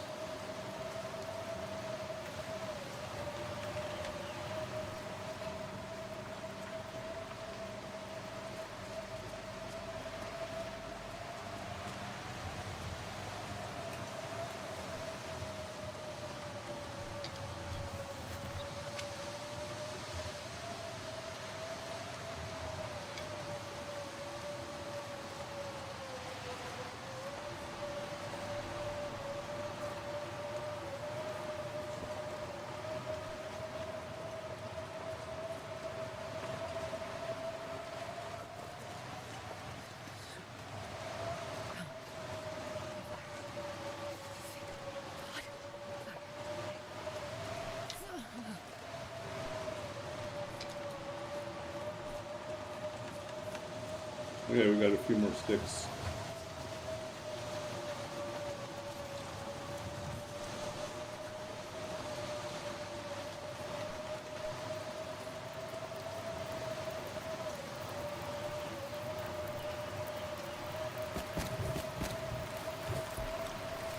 Hours.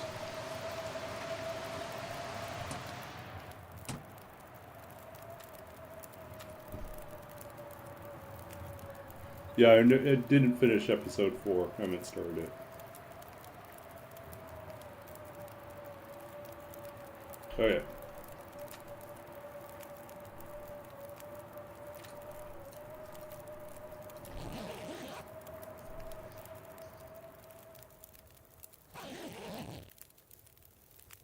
It's morning. And I think that means we have officially...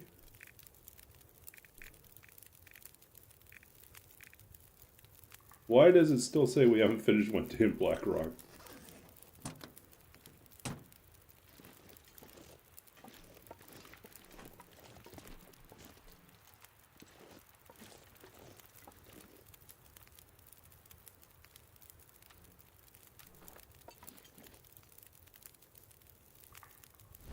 Okay, let's go find some more sticks and see if we can stretch this out a little bit longer.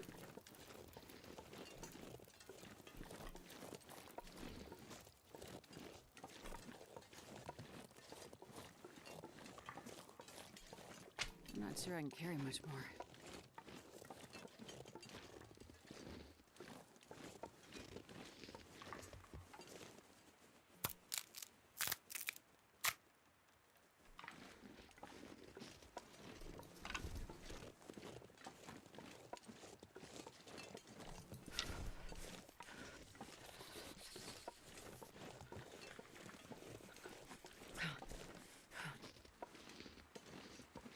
I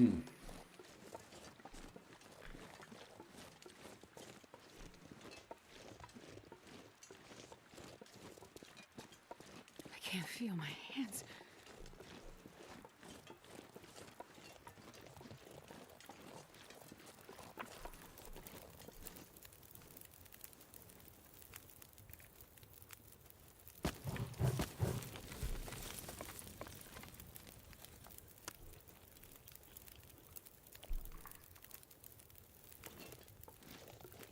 Not quite 24 hours.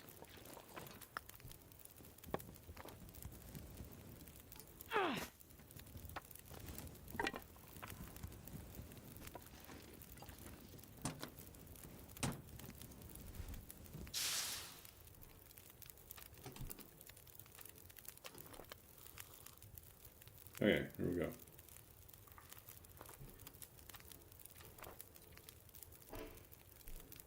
Not tired enough. I'll just sit here.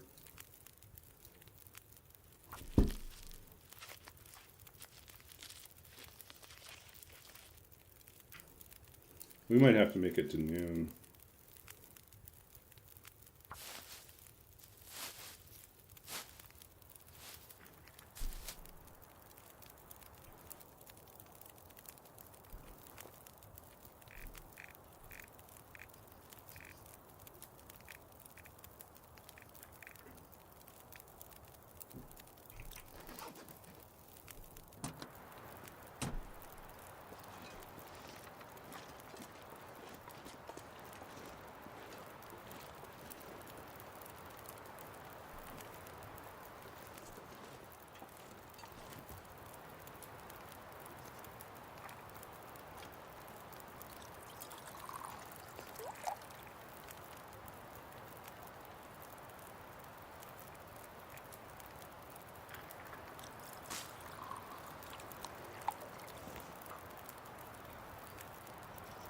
You missed Roll With It, Astrid? You want me to go back to that?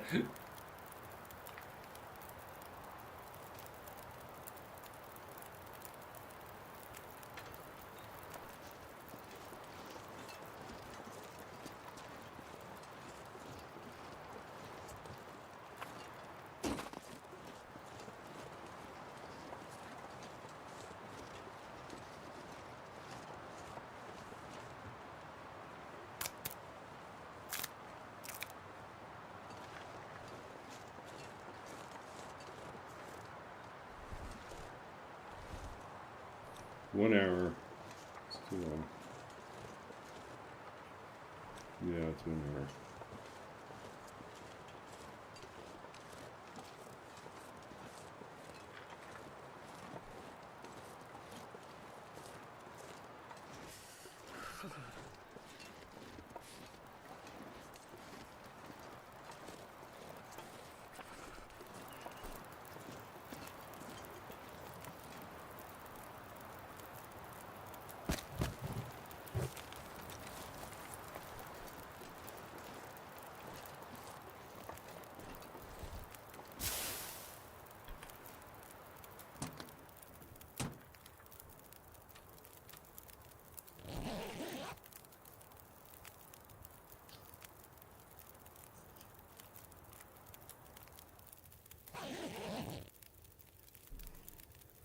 Wind has died down.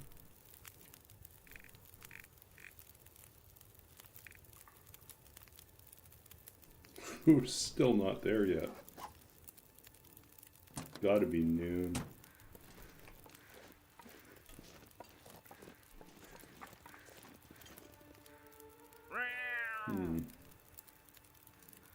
This pack is getting kind of heavy.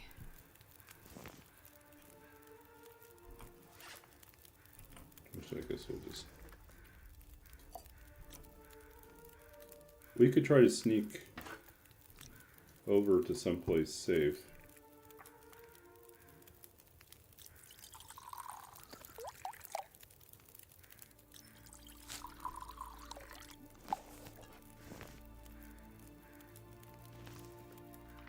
We can't stay here that much longer because we're just out of fuel, so...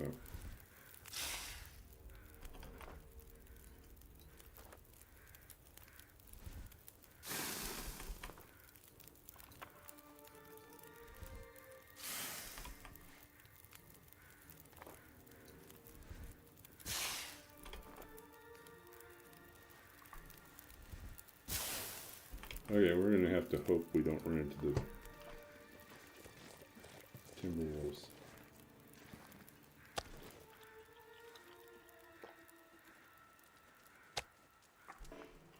Okay, we're gonna leave our meat behind. Try not to draw attention to ourselves.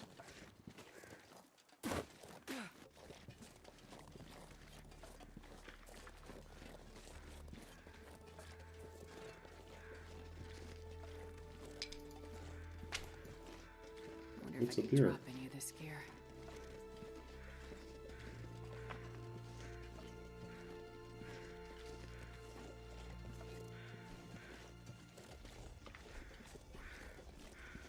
Oh, I think I looked at this before. What? Wait a sec. There's a way to cross the bridge?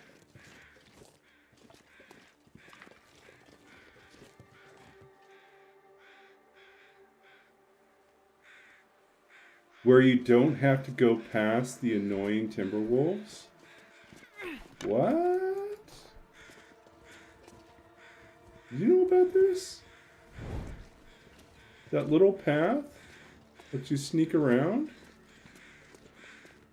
When you get to here...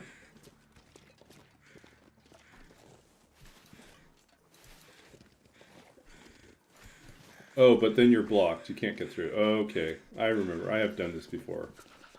And then we can't get through. That's the problem. Okay. Okay. Yeah, false alarm. I was all excited for nothing. No, I remember I could get here before, but then you just can't get past it. So I was thinking there was a bypass, but there isn't. Still isn't a bypass. You still have to go past the Timberwolves, so.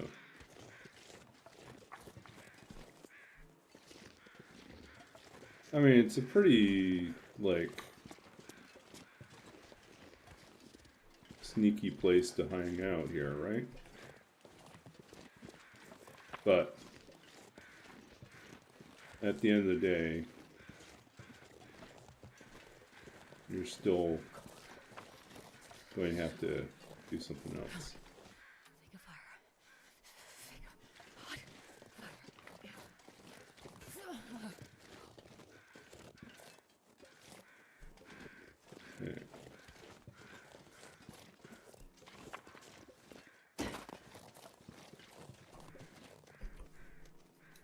that time yet?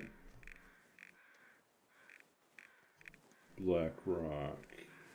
My fingers feel numb. Still not at time.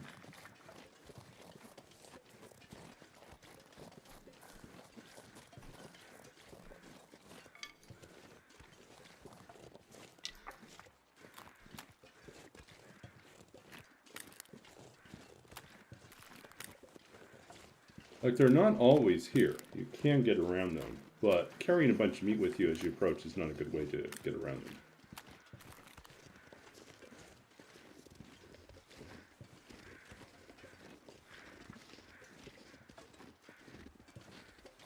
Like, also check this out.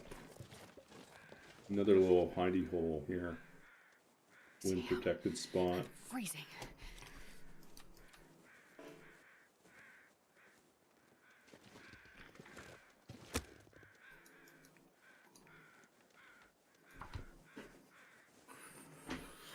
You can hole up here in a blizzard as well. Come on, little fire.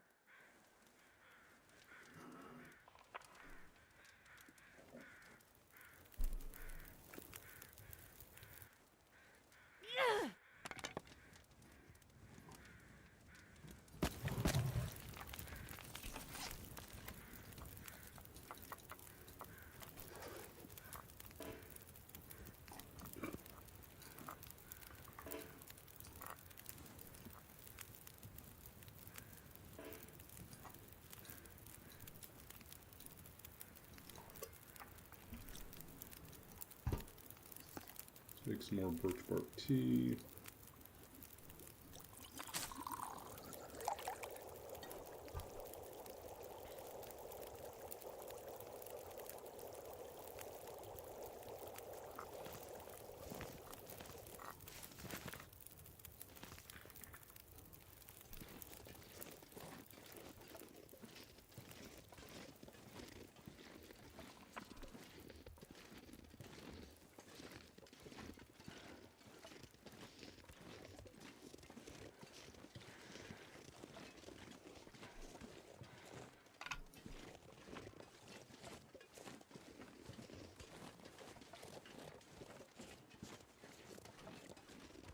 Going lucky, punk. Going lucky.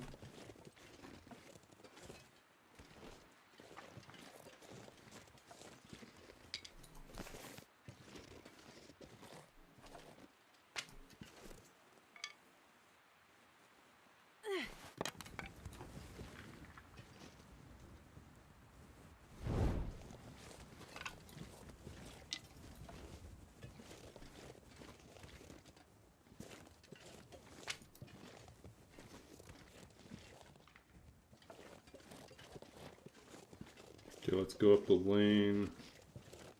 See if we can get any firewood out of the truck. Then we're gonna go to It's the... so cold. I just want to lay down for a bit.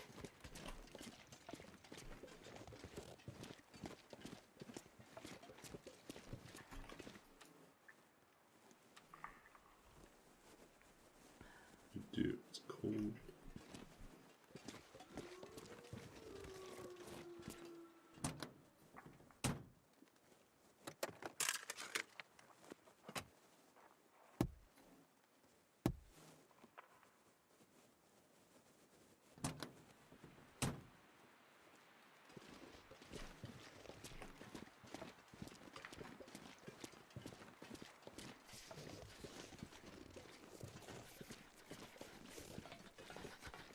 So there's enough firewood in here we could stay overnight.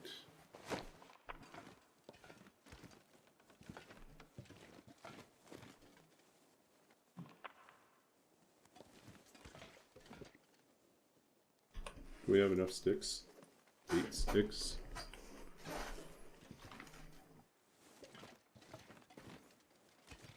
We don't have any coal left. We don't get that initial boost that we need to stay warm.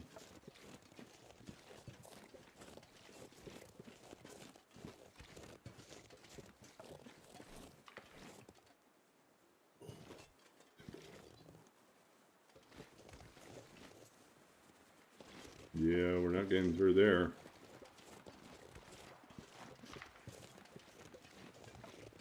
Guess we're spending the night. Starting to feel numb. Our health is too low to risk a fight with the Timberwolves. Time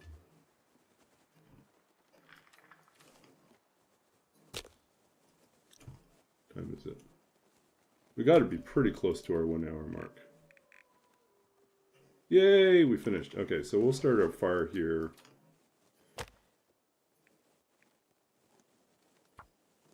Okay, so for the purposes of this challenge, I believe we've achieved our goal of making it 24 hours in Blackrock, which was our destination that we got at the very beginning of the run, before we realized that we would spend 44 days without a bedroll. Like, not supposed to happen, but it happened, so.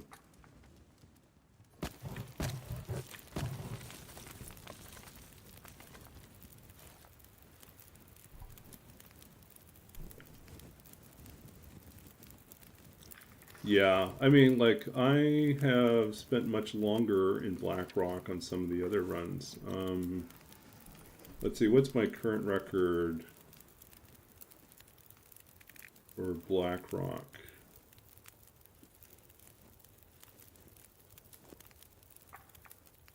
Oh, it looks like for Blackrock, on my roll with it, I must have only had a 2-day stay. That's why I was able to finish it. It wasn't like 18 days or something crazy like that.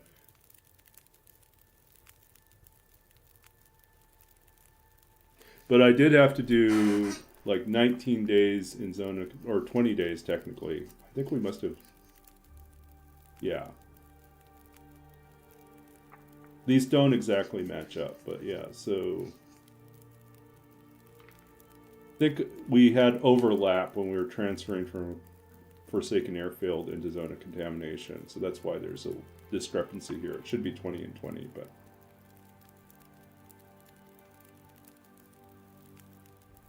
yeah. Okay, so we are at -4. We're not quite warm enough yet. So we'll break down a few more torches. Get this to the point where we're not losing temperature. Oh, so cold.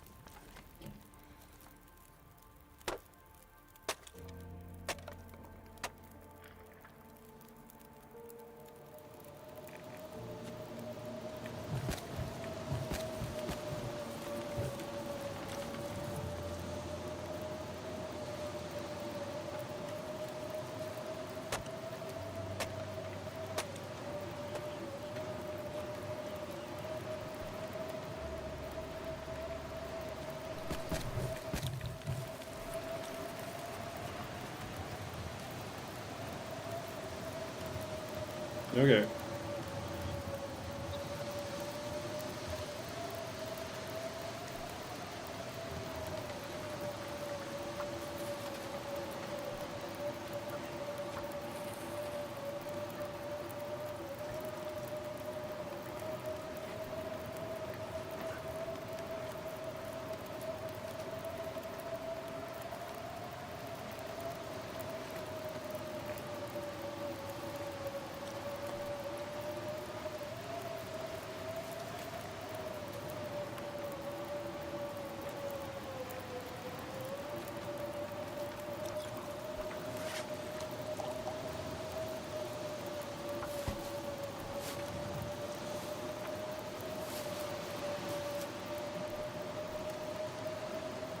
What?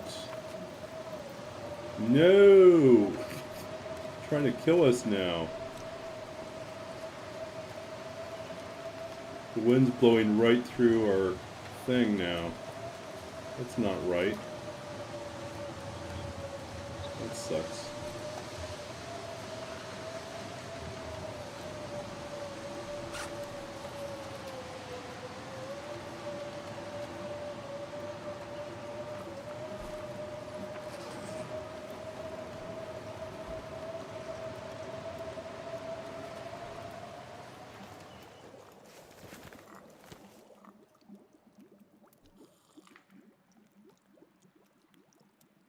Okay, the wind died down.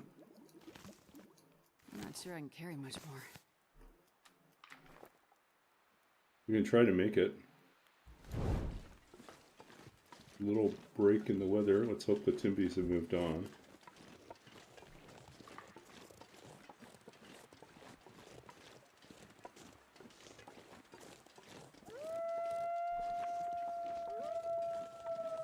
Oop, that's not good.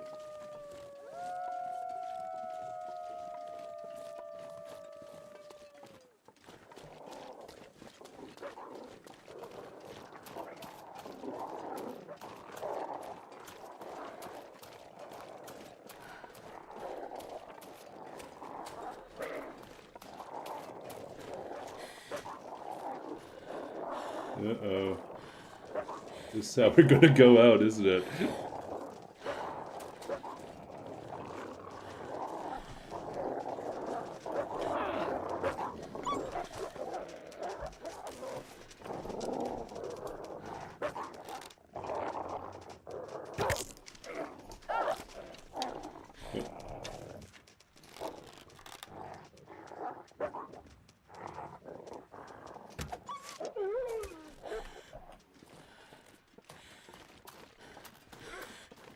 No one says we have to stay.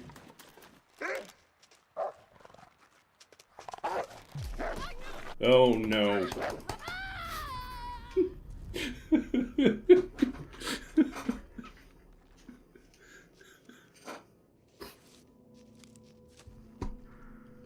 No, that's done. We were done with this challenge anyways. I mean, it is a way to wrap up. We technically met the challenge, but we lost. All we should have done was, what we should have done is the moment that the weather lifted, we should have just simply left Blackrock because we had our 1 day done, right? So I should have done that. That was dumb. I hate Blackrock. I really do, with a passion. Alright, so that's us wrapped up. Next stream, new run. Did we beat the challenge? I don't know. It's hard to say. I think we did. The goal was to get to Blackrock. We spent a full 24 hours in Blackrock. We met the challenge. And then what happened afterwards was simply a way to transition to a new run. So we didn't yeet ourselves. We just fed ourselves to Timberwolves by accident. Yeah. Okay, so let's do something fun while we get ready to head out here. Find someone to raid. We're going to read one more poem for the night.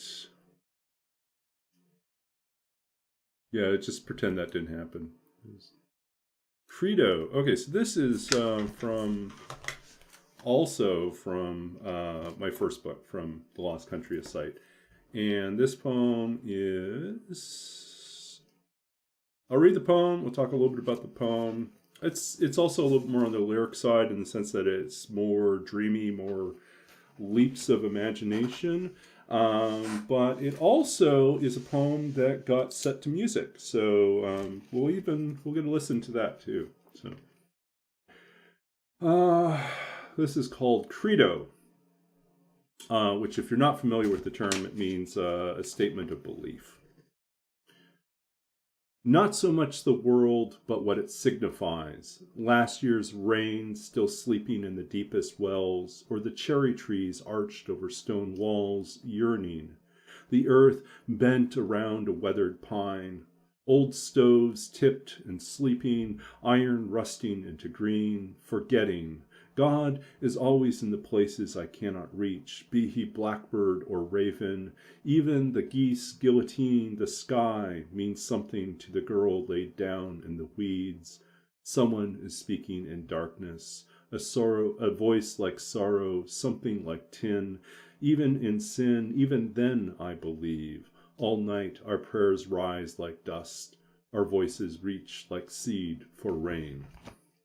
Okay, that's Credo. So yeah, there's a lot of, I think I just kind of ran with it to see where those images were going to go. Not so much the world, but what it signifies. And then thinking about all these natural images, all these things that we stumble across in nature. And also like the remnants of like other lives, old stoves, and then the sense of things being beyond what you can reach. Even the geese cutting through the sky like a guillotine is something to someone observing. And so out of that, we ended up with my good friend and composer. In fact, the person I'm working with on the opera, she decided she wanted to set this to music. And so, and then it was subsequently, so she arranged music for it. It got performed. There are recordings of it. And let's see if I can find the...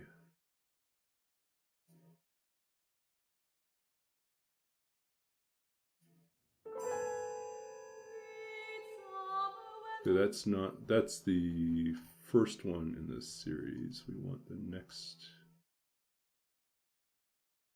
Where is it?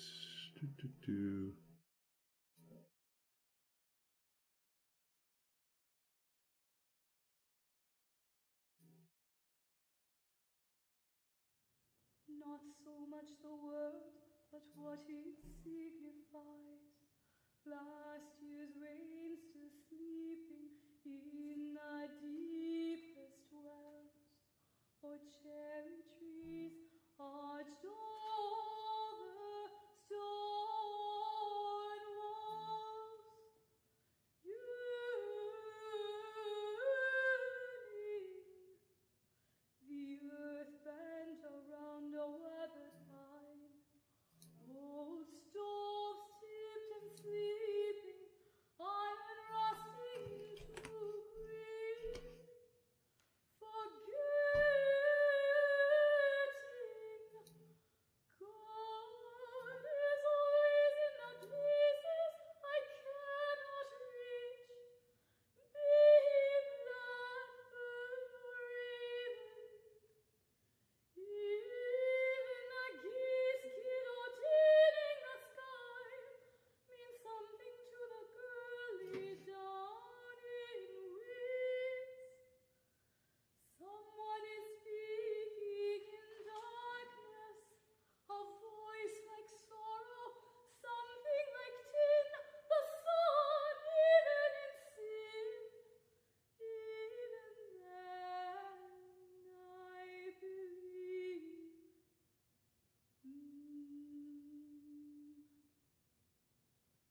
All night our prayers rise like dust, our voices reach like seed for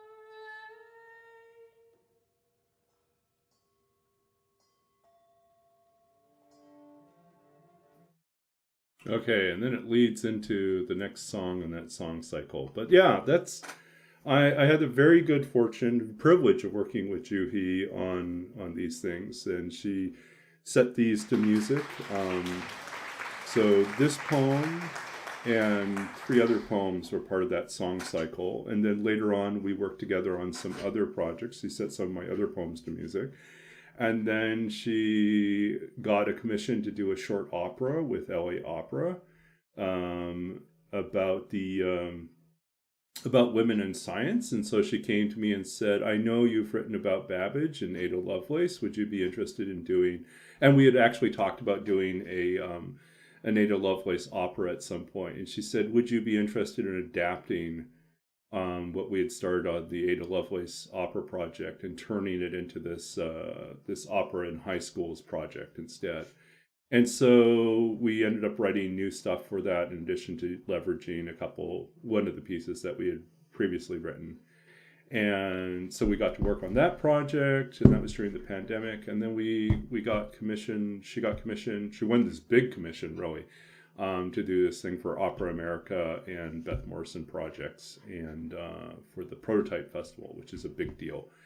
And so, yeah, we're working on this full-length opera, and it is expected to have a LA debut in November 2026 and a New York City debut in January 2027. So that is the big stuff. But this particular project originated out of a class that we both were taking when I was a PhD student and she was doing her Master's in Music Composition. We had a class called Writer and Composer, and it paired us up as creative writing graduate students with music composition students. And we would produce a text as writers, and then they would set it and arrange it. And then there was a class of vocal performance students who would then perform it. And then we would rotate. We'd work with a new composer and possibly a new singer. And, we'd go through about 2 or 3, projects in the course of that semester. And it was an amazing experience. And it taught me so much about writing for composers and thinking about how a poem can be transformed in musical form.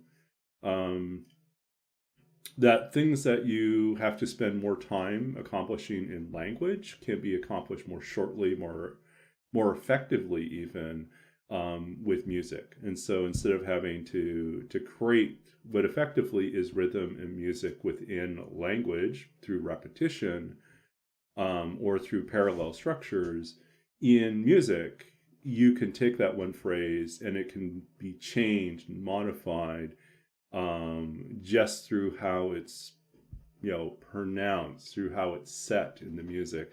And the same phrase takes on multiple meanings depending on what the accompanying music, what the surrounding music is doing, and what the singer brings to that. So there's a lot of interesting things that happen that go beyond what you can do when you just write it out on the page. So one of my favorite experiences, I constantly talk about this as being sort of a fantastic example of interdisciplinary work, of working across fields and disciplines to accomplish something that really is phenomenal. It is life-changing to experience your work in a completely different way. And it makes you a much better writer, I think, and a better composer when you have these type of real world conversations, instead of just working with either not working with someone else, or for composers, if they only work with the writing of dead people, so all their writers are, 200, 300 years old, there's a limit to what you can do with it, right? There's you could do a lot, but at the same time, a lot of other people have worked with the same text. And you're trying to navigate that history. Whereas if you work with brand new text, then sky's the limit. You can do whatever you want with that. You just work with the author and find something that feels true to the original text. So, anyways, that's my little rant about composing, writing. Thank you for hanging out. We are going to wrap up, but we're going to find someone to raid, because that is the right thing to do. Let us go ahead and find someone to raid. So who do we have right now? We have Chimi, Games and Cookies. Lumadora, who we have not raided before, and has been mentioned in chat as being someone we could raid. I think, are they doing story mode? They might be doing story mode. Yeah, they're doing story mode, winter mute.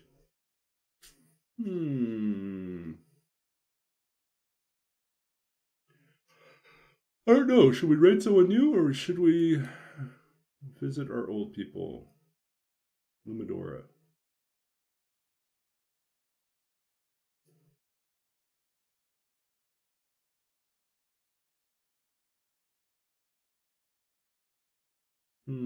So Chimi's doing Wolf Wrangler.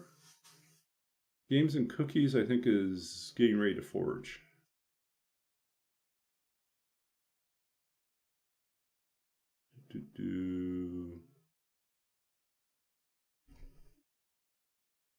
Okay. I think we did Chimi last time. Let's go and visit Games and Cookies. Or should we go visit... No, we'll do a Lumador. We'll visit someone new. They could use a few extra people here. So they're visiting Grey Mother right now. Let's go cheer them on. Or you want to go visit Chimi? We could visit Games and Cookies. Everyone wants to visit everyone. Okay, so let us visit... I think we visit Games and Cookies. Support someone that is... been in our chat a lot too. Everyone's come and visited us recently, even though I've been kind of yeah, whomever. Everyone. No judgment, right? Go. Okay, so we'll visit Games and Cookies. We'll hang out there for a little bit. It's late. I'm going to be working on a variety of stuff tomorrow morning. Try to wrap up some stuff for school and for work, but very much appreciate all the raids. Thank you so much. It has been an honor to hang out with Nunia and Nunia's raid and to hang out with our earlier raid from... I'm blanking out. It was a scroll back here. It was...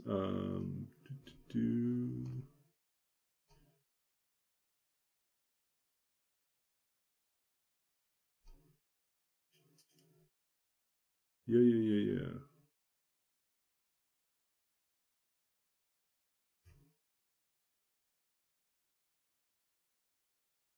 Great. I've already forgotten. Apologies. It was earlier in the stream and I already blanked out. Oh yeah, but thank you all raiders for hanging out with us, and we're going to hop over there in a second. And I hope to be back tomorrow night. We'll see. I need to come up with a new challenge, so we're going to head over. Thanks.